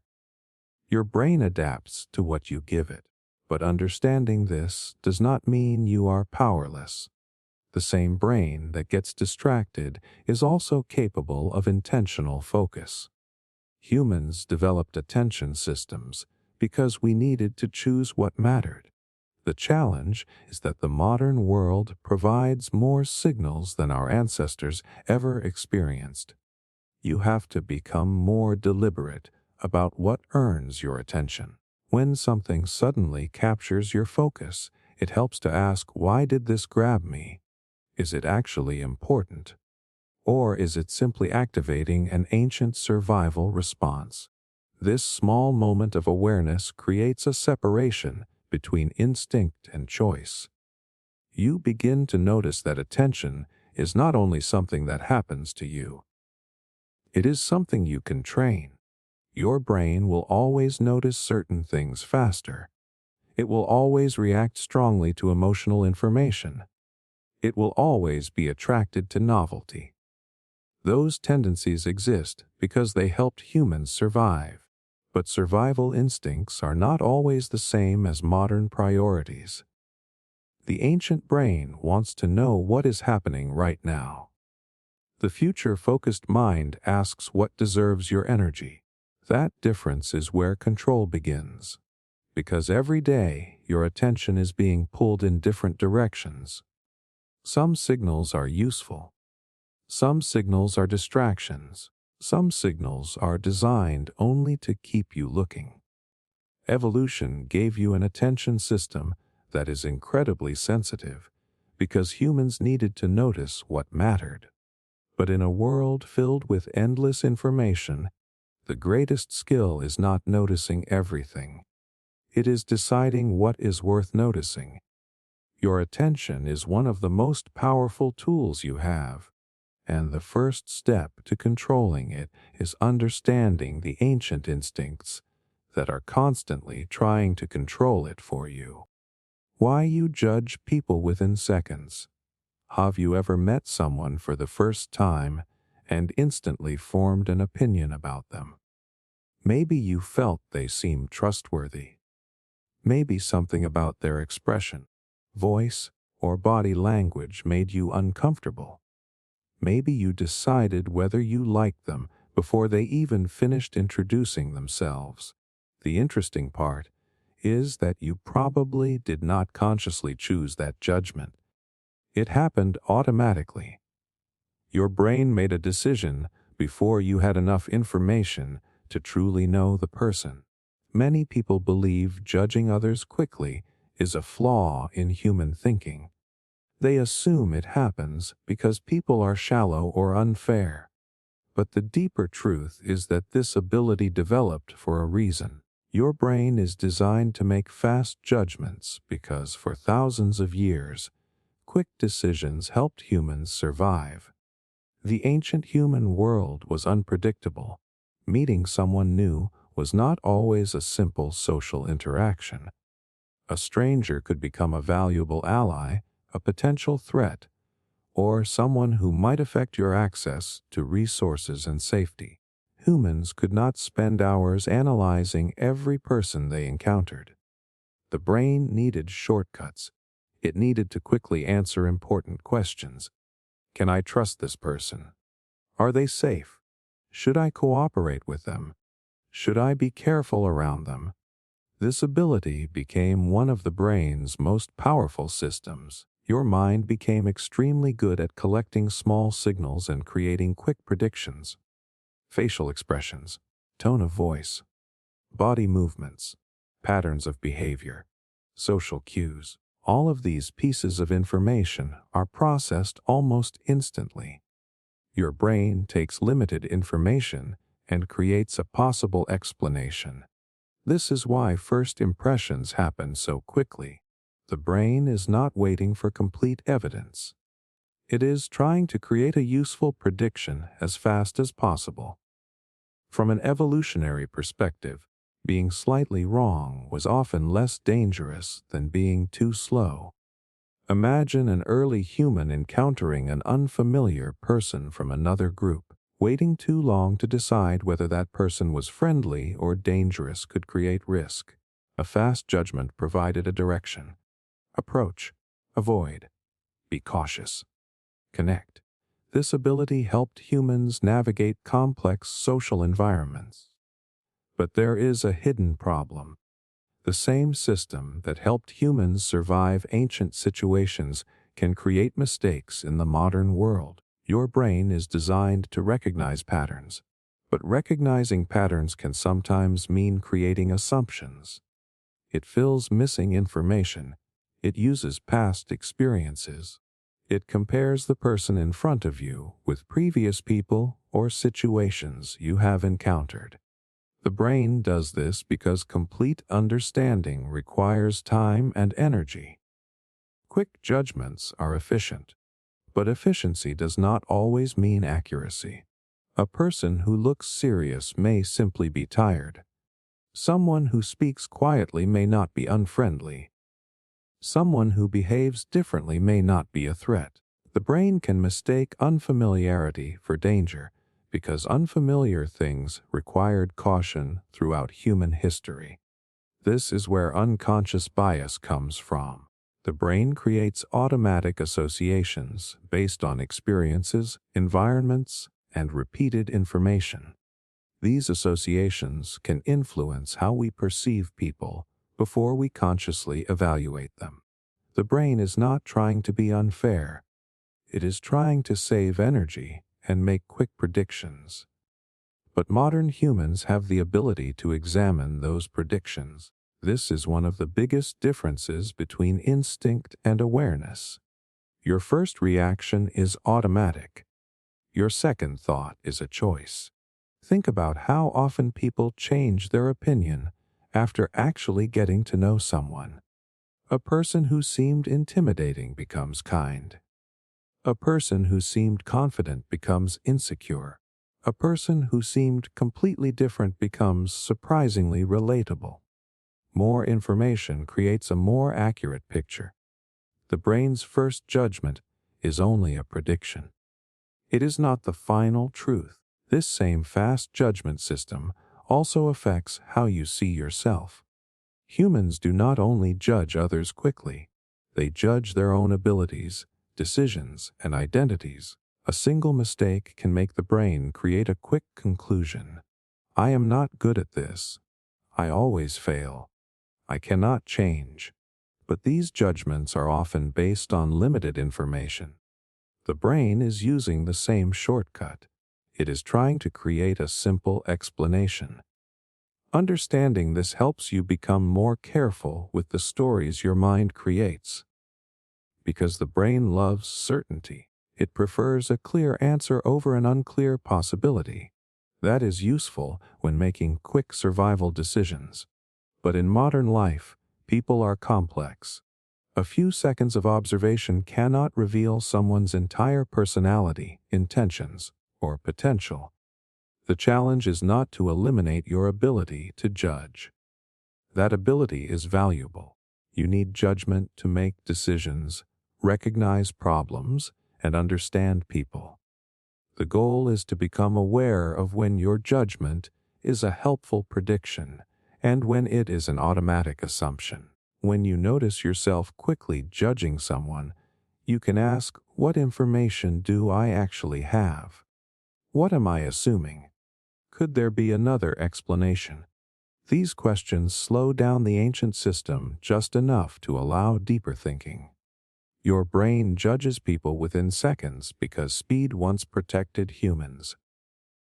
It helped our ancestors identify allies, avoid threats, and navigate social groups. But the modern world requires something more than fast judgment. It requires curiosity, because the person your brain quickly categorizes is always more complicated than the first impression it creates. Your instincts are designed to give you a quick answer. Your awareness gives you the ability to look again. And sometimes, that second look reveals the truth your first judgment missed. The survival instinct behind emotional eating.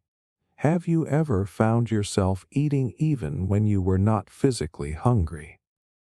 Maybe you had a stressful day and suddenly wanted something sweet. Maybe you felt lonely, bored, or overwhelmed, and food became the easiest way to feel better.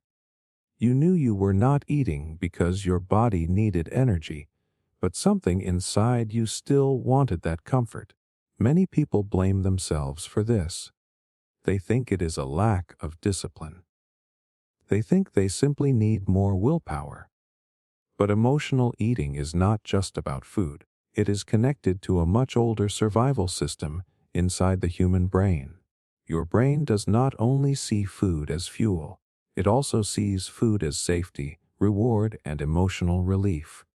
For thousands of years, food was one of the most important survival resources humans had.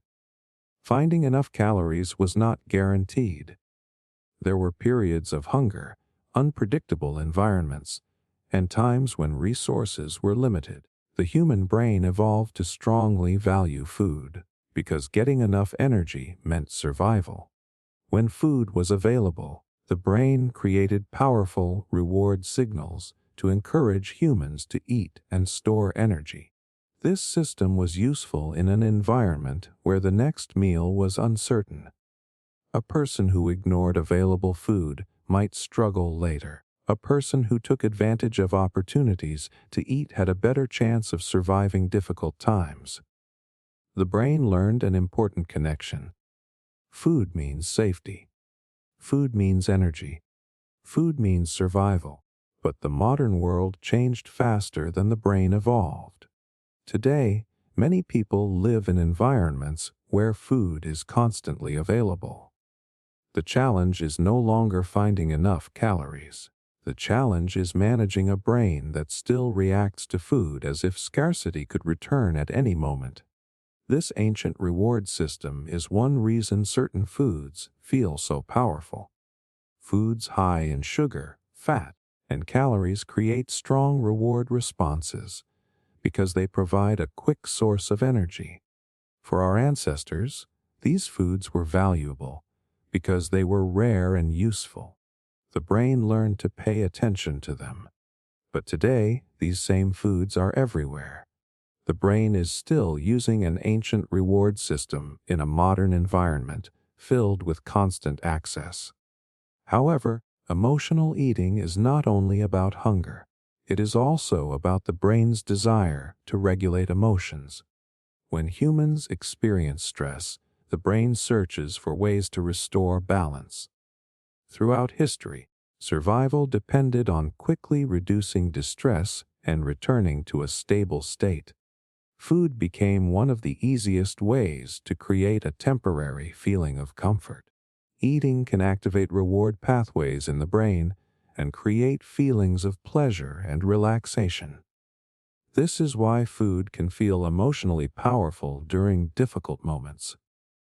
Your brain remembers the connection. I felt bad. I ate something enjoyable. I felt better. The brain learns from that pattern. It starts storing food as a possible solution to emotional discomfort. This is not because the brain is weak. It is because the brain is designed to repeat behaviors that create relief. Survival depends on learning what works.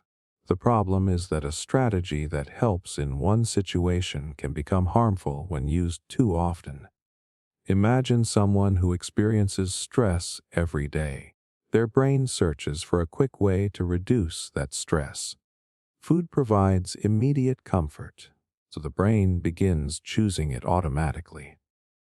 Over time, the person may not even realize the connection. They are not eating because they are hungry. They are eating because their brain has learned that food changes how they feel. This is why emotional eating often happens during specific situations, after a difficult conversation, during periods of stress, when feeling rejected, when experiencing boredom. The trigger is emotional, but the response is physical. The brain is trying to solve an emotional problem using a survival strategy connected to food. There is another reason emotional eating can feel difficult to control. The brain values immediate rewards more strongly than future consequences. The comfort from eating happens right now. The negative consequences may happen later. The brain naturally pays more attention to what is immediate because immediate outcomes mattered more in ancient environments. Our ancestors needed to respond to what was available in front of them. The future was uncertain. Today, this creates a conflict between present comfort and future goals. Your current self wants relief. Your future self wants health and progress. The ancient brain often focuses on the first need it notices. The good news is that understanding this pattern creates awareness. The goal is not to view food as the enemy. Food is not only a survival tool, it is also connected to culture, memories, relationships, and enjoyment. The problem happens when food becomes the only tool your brain uses to manage emotions. When every difficult feeling leads to eating, the brain never learns other ways to create comfort. This is why awareness is so important. When the urge to eat appears, you can begin asking a different question. Am I physically hungry, or am I looking for relief? That question creates a moment of choice. It allows you to recognize the difference between a body need and an emotional response. Your brain developed emotional connections with food because humans needed powerful survival systems to protect energy and reduce distress. Those systems helped our ancestors survive uncertain environments. But modern humans face a different challenge. We are surrounded by abundance, stress, and constant stimulation. The same instincts that once protected us can sometimes work against us. Emotional eating is not a random failure of discipline. It is an ancient survival mechanism operating in a completely different world. Your brain is trying to comfort you using a strategy that helped humans survive for thousands of years. Understanding that strategy gives you the ability to choose differently. Because when you recognize why your brain reaches for food during emotional moments, you stop fighting yourself and start understanding the ancient system behind the behavior. Why your brain falls for cognitive shortcuts. Have you ever made a decision quickly and later wondered why you chose that option? Maybe you believed something because everyone around you believed it. Maybe you judged a situation before knowing all the details. Maybe you followed your first instinct even though a deeper look would have changed your answer. It can feel like your brain is making decisions without asking for permission. And in a way, it is. Your brain is constantly using shortcuts to navigate the world. These shortcuts are not a sign of a weak mind. They are a survival feature. For thousands of years, humans faced an overwhelming amount of information every single day. The brain had to process sounds, movements, faces, emotions, dangers, opportunities, and social signals all at once. But the brain has limited energy. It cannot deeply analyze every piece of information it receives. If humans had to carefully examine every decision, they would waste valuable time and mental resources. So evolution created a faster system. Instead of analyzing everything from the beginning, the brain learned to recognize patterns and make quick predictions. These mental shortcuts are called cognitive shortcuts. They allow you to make decisions faster by using previous experiences, emotions, and simple rules. This ability helped humans survive. Imagine an early human walking through a forest and seeing movement in the distance. The brain does not have time to create a complete analysis. Is that a harmless animal? Is that another person? Is that a threat? The brain quickly searches memory and creates a prediction. Move away. Stay alert. Investigate. A fast, imperfect decision was often better than a slow, perfect decision. Because in a survival environment, hesitation could be dangerous. The problem is that the modern world is completely different from the environment where these shortcuts evolved. Today, many decisions are not about immediate survival. They are about complex situations, relationships, career choices, financial decisions, information, beliefs, but the brain still uses the same ancient shortcut system. It still tries to save energy. It still looks for the fastest possible answer. And sometimes that creates mistakes. One reason this happens is because the brain prefers familiar patterns. When you encounter new information, your brain does not treat it like a completely new problem. It compares it with things you already know. This is useful because it helps you learn quickly, but it can also create assumptions. You see one example and believe it represents the whole picture. You experience one bad event and expect it to happen again. You meet one person with certain traits and assume others with similar traits will behave the same way. The brain is trying to find order. It is trying to reduce uncertainty. But reality is often more complicated than the shortcut suggests. Another reason cognitive shortcuts are powerful is that emotions influence decisions more than people realize.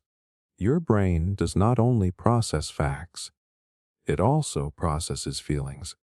A choice that feels safe often appears better than a choice that is objectively better but emotionally uncomfortable. This happens because emotions evolved as decision-making signals. Fear helped humans avoid danger. Trust helped humans build relationships.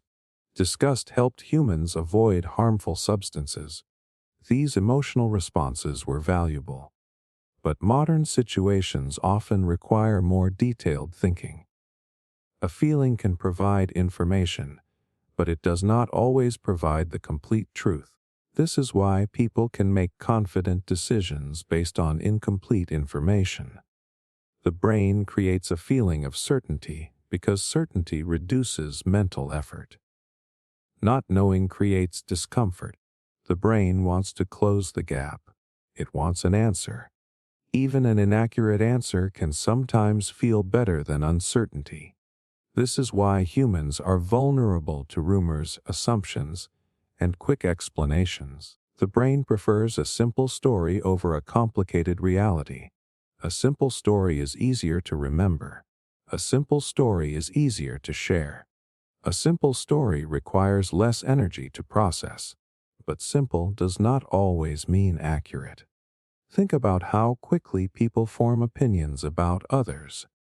A person makes one mistake, and the brain creates a story about their character. Someone behaves differently, and the brain searches for a reason. Someone succeeds, and the brain creates a simple explanation for why they succeeded. The mind is constantly trying to organize the world. This ability is useful. Without it, every moment would feel overwhelming.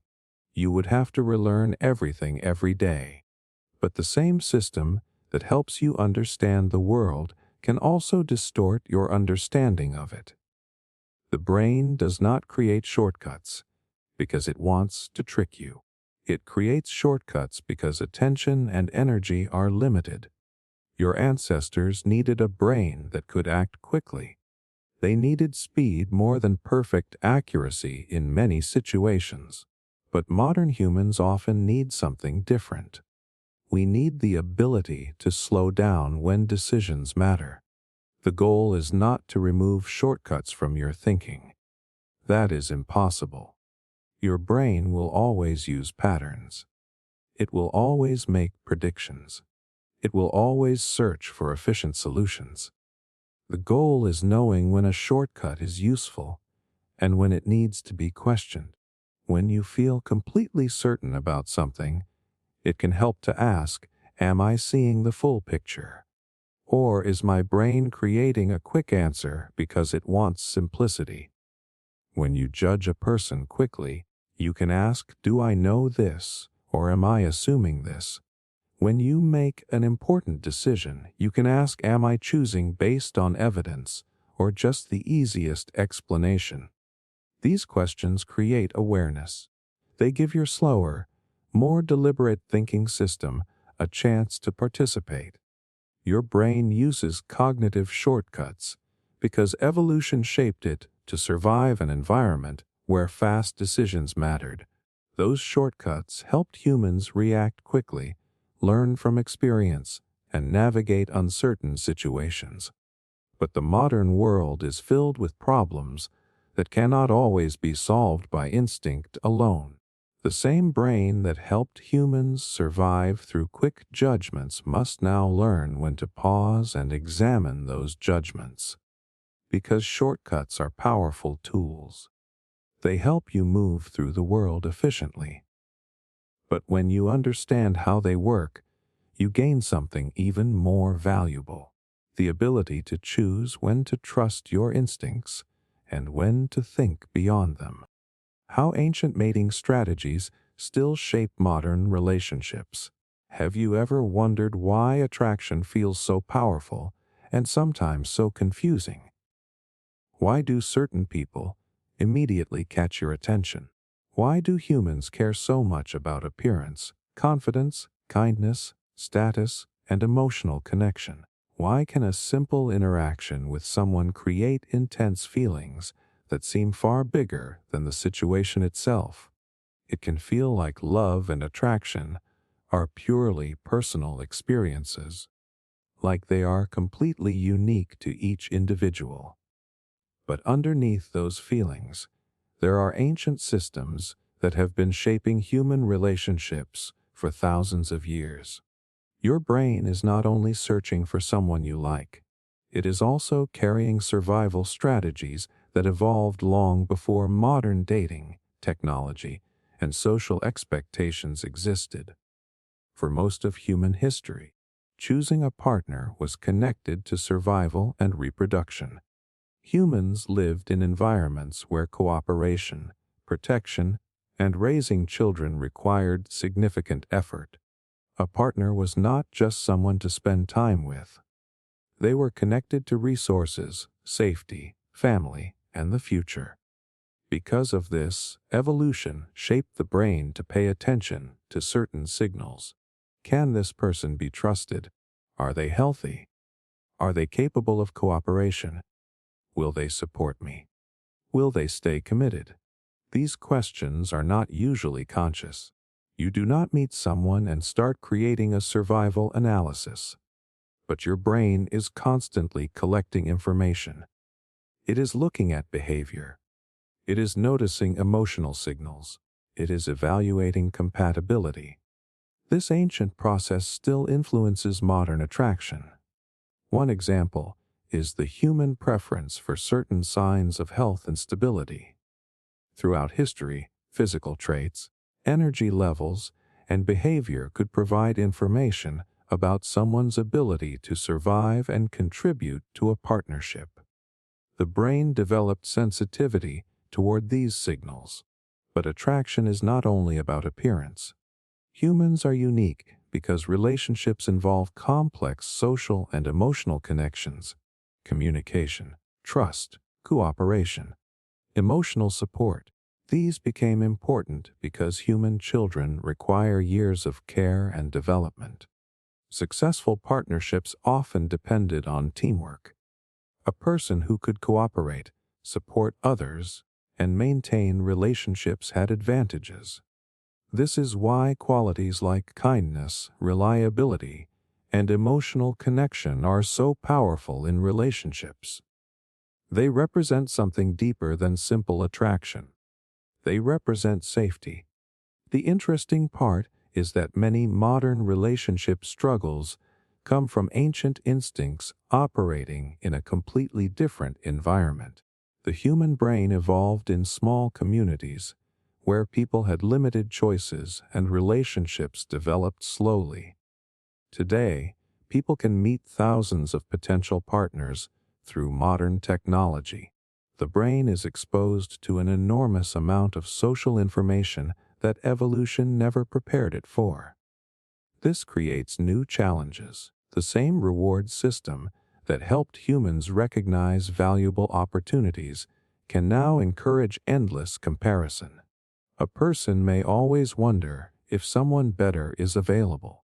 A relationship may feel less satisfying because the brain keeps focusing on possibilities instead of appreciating what already exists. This happens because the brain is highly sensitive to opportunity. Throughout human history, recognizing valuable opportunities was important, but modern environments can create the illusion of unlimited options. The brain keeps searching. It keeps comparing. It keeps asking whether something better exists. Another ancient influence on relationships is the human need for attachment. Humans are social creatures. Connection was not just emotionally pleasant, it was necessary for survival. Being part of a supportive group increased safety and access to resources.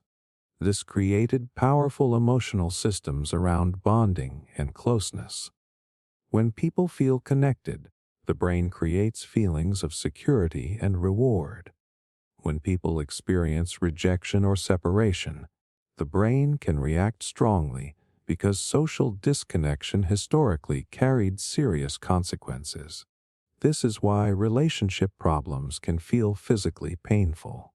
The brain is responding to a threat involving something deeply important: belonging. But ancient relationship systems also create challenges. Humans developed sensitivity to rejection because rejection mattered. Being excluded from a group or losing a valuable relationship could create vulnerability. Today, this same sensitivity can create fear. People may avoid vulnerability because they fear being hurt. They may seek constant reassurance because uncertainty feels threatening. They may interpret small changes in behavior as signs of rejection. The brain is trying to protect against social loss. It is using an ancient warning system. Understanding this does not mean relationships are controlled only by biology. Humans are far more complex than instinct. Culture, personal experiences, values, and conscious choices all shape relationships. Evolution influences tendencies. It does not control every decision. The most important thing is recognizing that some relationship patterns come from old survival mechanisms. Your desire for connection exists because humans evolved to bond. Your sensitivity to rejection exists because relationships mattered. Your attraction patterns exist because partnership was historically important. These systems helped humans create families, communities, and generations of survival. But modern relationships require something beyond instinct. They require awareness. A person can feel attraction and still choose carefully. A person can experience fear and still communicate honestly. A person can have ancient instincts and still create a relationship based on modern values. Your brain carries thousands of years of relationship history. It contains systems designed to find connection, security, and cooperation. Those systems are not outdated mistakes. They are reminders of how deeply social humans are. The challenge is learning how to use ancient instincts in a modern world, because your brain may still be searching for the things humans have always needed: trust, connection, safety, belonging. But today, you have something your ancestors had less access to: the ability to understand those instincts and consciously choose how you respond to them. Why logic often loses to instinct. Have you ever known exactly what the smart choice was but still felt pulled toward the opposite decision? You knew you should save money, but you bought something because it felt rewarding. You knew you should stay calm during an argument, but your emotions took over. You knew a fear was irrational, but your body reacted as if the danger was real. It feels confusing. Because you understand the situation, you know the facts. You can explain the logical answer. Yet somehow, another part of your mind takes control. This happens because human decision-making was never built on logic alone. Your brain is not a machine that simply collects information and calculates the best answer. It is a survival system, and survival systems are designed to act quickly, not always perfectly. For thousands of years, humans lived in environments where instinctive reactions were incredibly valuable. There was not always time to carefully analyze every situation. A person who stopped to logically debate whether a sound in the darkness was dangerous might not survive long enough to find the answer. The brain needed fast responses. Something moves nearby. The body becomes alert. The heart beats faster. Attention shifts toward the possible threat. Action happens before detailed reasoning. This ability was not a weakness. It was one of the reasons humans survived. Instinct gave humans speed. Logic gave humans strategy. Both systems became part of the human mind, but they do not always agree. Your instinctive system works through emotion, patterns, memories, and automatic reactions. Your logical system works through analysis, planning, and conscious reasoning. The instinctive system is fast. The logical system is slower. And in many situations, the faster system speaks first. This is why emotions can influence decisions before you even realize they are involved. Your brain constantly evaluates situations based on past experiences and possible outcomes. It creates a feeling before your conscious mind creates an explanation. You do not first think, "This person seems trustworthy because of these specific behaviors." You often feel trust first. Then your brain creates reasons afterward. This happens because emotions evolved as decision-making tools. Fear helped humans avoid danger. Anger helped humans respond to threats. Attachment helped humans maintain relationships. Disgust helped humans avoid harmful substances. These emotions were not random reactions. They were survival instructions. The problem is that the modern world often creates situations where ancient instincts are not perfectly matched to reality. Your brain can react to a social problem as if it is a physical threat. A negative comment can feel dangerous. A difficult conversation can feel threatening. A failure can feel like a major loss. The emotional system reacts because these experiences involve something humans have always valued: safety, belonging, acceptance. The logical mind may understand that the situation is not life-threatening, but the instinctive system is responding to deeper patterns. This is why knowing something logically does not always change how you feel. A person can know they are capable, but still feel insecure. A person can know a situation is safe, but still feel anxious. A person can know a habit is harmful, but still repeat it. Information does not always override instinct, because instinct operates at a deeper level. It was built through thousands of years of survival. Another reason instinct often wins is because immediate experiences are more emotionally powerful than distant consequences. Your brain gives more attention to what is happening now. The reward you can feel immediately often seems more real than the benefit that may come later. This is why people struggle with long-term goals. The logical mind thinks about the future. The instinctive mind responds to the present. Your future success is an idea. Your current comfort is a feeling. The feeling usually arrives with more intensity. Evolution created this because immediate needs often mattered. Food available now mattered. Safety now mattered. Threats now mattered. But modern humans often need to prioritize delayed rewards. Health, learning, financial stability, personal growth. These require the logical system to guide behavior even when instincts pull in another direction. This does not mean instincts are bad. They are not enemies. They are ancient systems that helped humans survive. The problem occurs when an instinct designed for one environment controls decisions in another. A survival response can become a limitation. A useful emotion can become an obstacle. A protective habit can become a barrier. The solution is not to eliminate instinct. That is impossible. The goal is to understand when instinct is helping and when it is simply following an old pattern. When you feel a strong emotional reaction, you can create a small space between the feeling and the action. You can ask, what is my brain trying to protect me from? Is this actually a threat?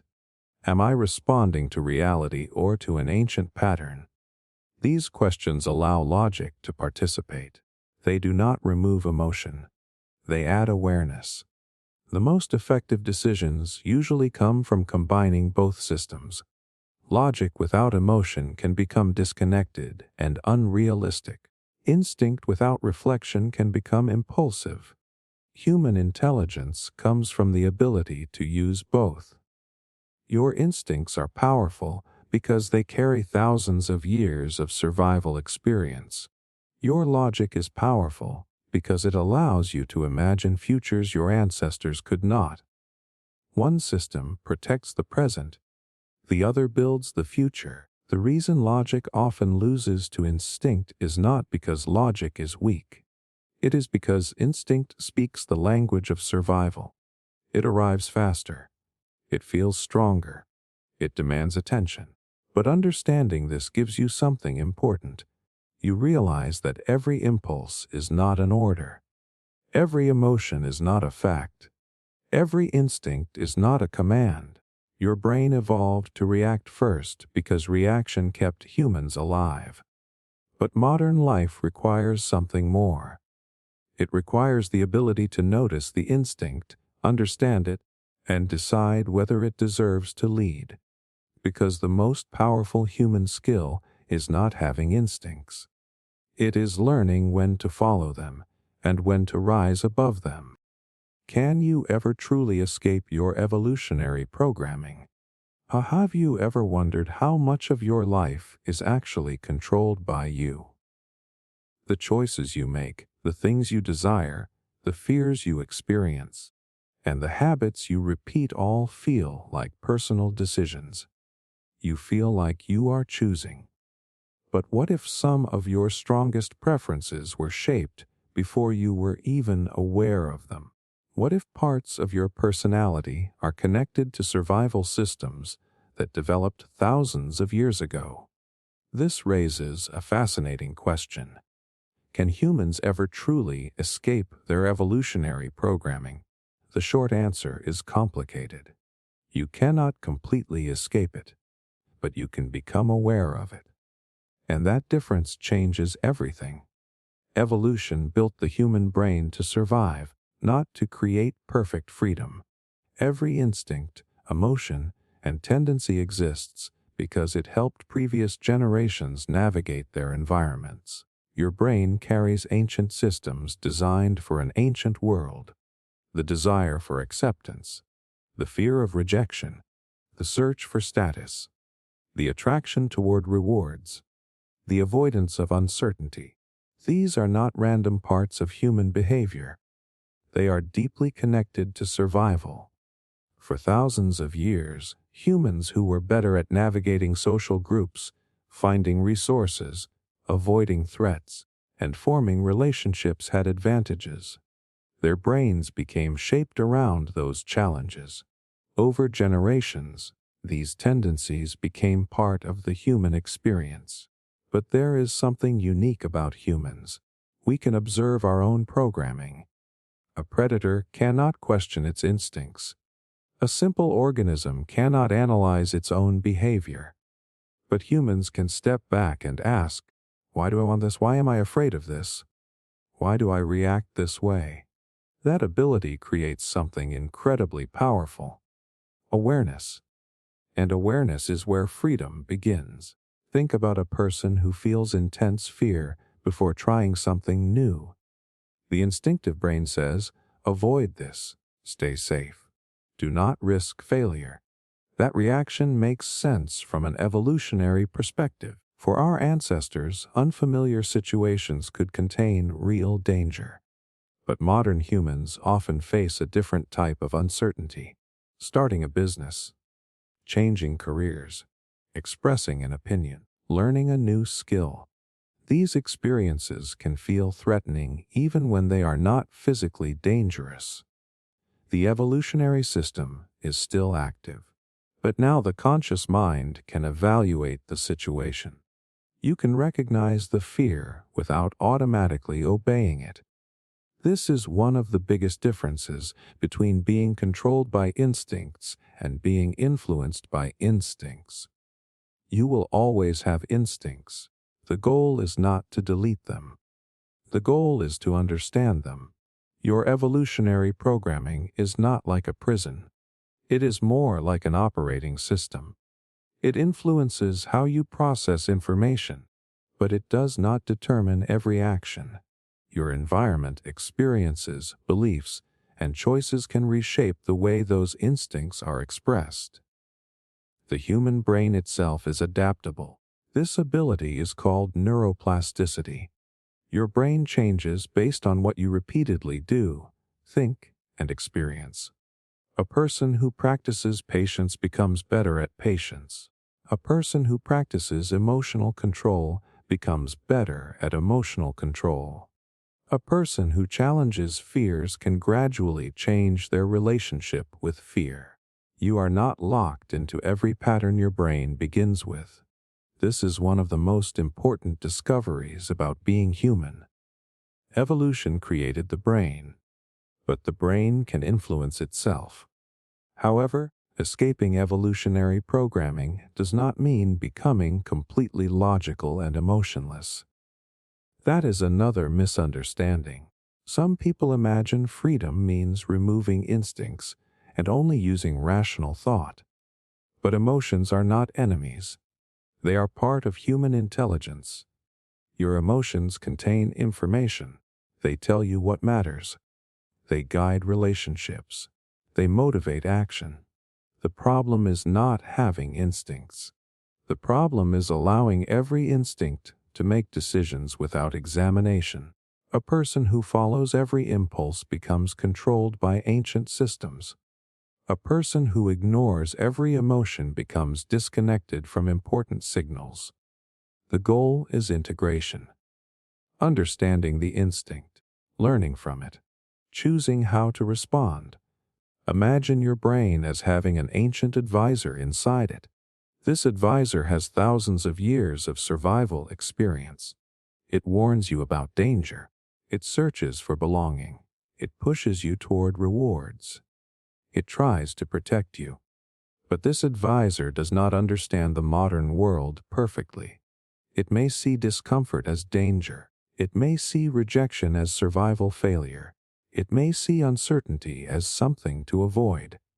Your job is not to silence the advisor. Your job is to listen while still making your own decisions.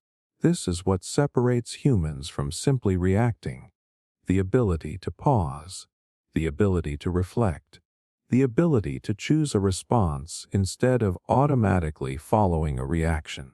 This ability is not outside evolution. It is actually one of evolution's greatest achievements. The human brain evolved the capacity to think about itself. A mind that can study its own behavior can change its own behavior. That is rare. Your instincts were created by the past, but your awareness allows you to influence the future. Of course, you will never completely remove your evolutionary influences. You will still care about connection. You will still experience fear. You will still seek rewards. You will still have automatic reactions. That is part of being human. The goal is not to become something separate from your biology. The goal is to understand your biology well enough that it no longer controls every choice, because the most free person is not someone without instincts. It is someone who understands them. Evolution gave you a brain designed to survive, but consciousness gave you the ability to decide what survival means. Your ancestors used their instincts to survive the world they inherited. You have the ability to use awareness to shape the world you create. You cannot escape your evolutionary programming completely. But you can become the person who understands it, questions it, and chooses when to follow it.